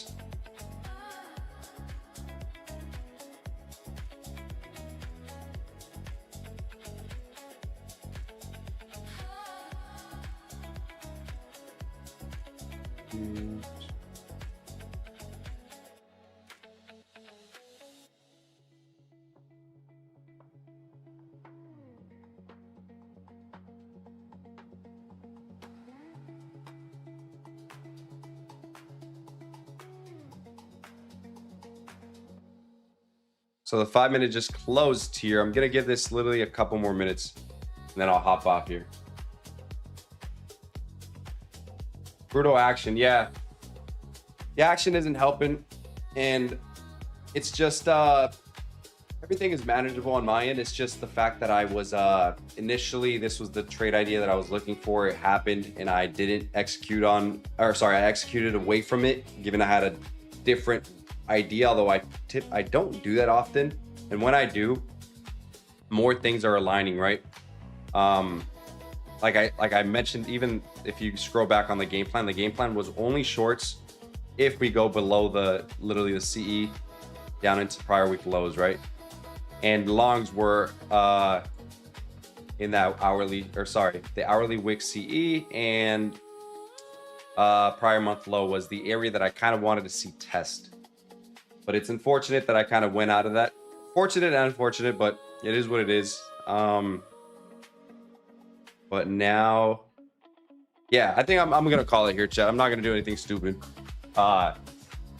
Yeah, that's it for me, chat. Appreciate every single one of you guys, and I'll see you guys tomorrow. Ron will be on here in a couple of hours, and the losing streak continues. Losing fucking streak continues here for PM. Yeah, see you guys tomorrow, chat. Deuces.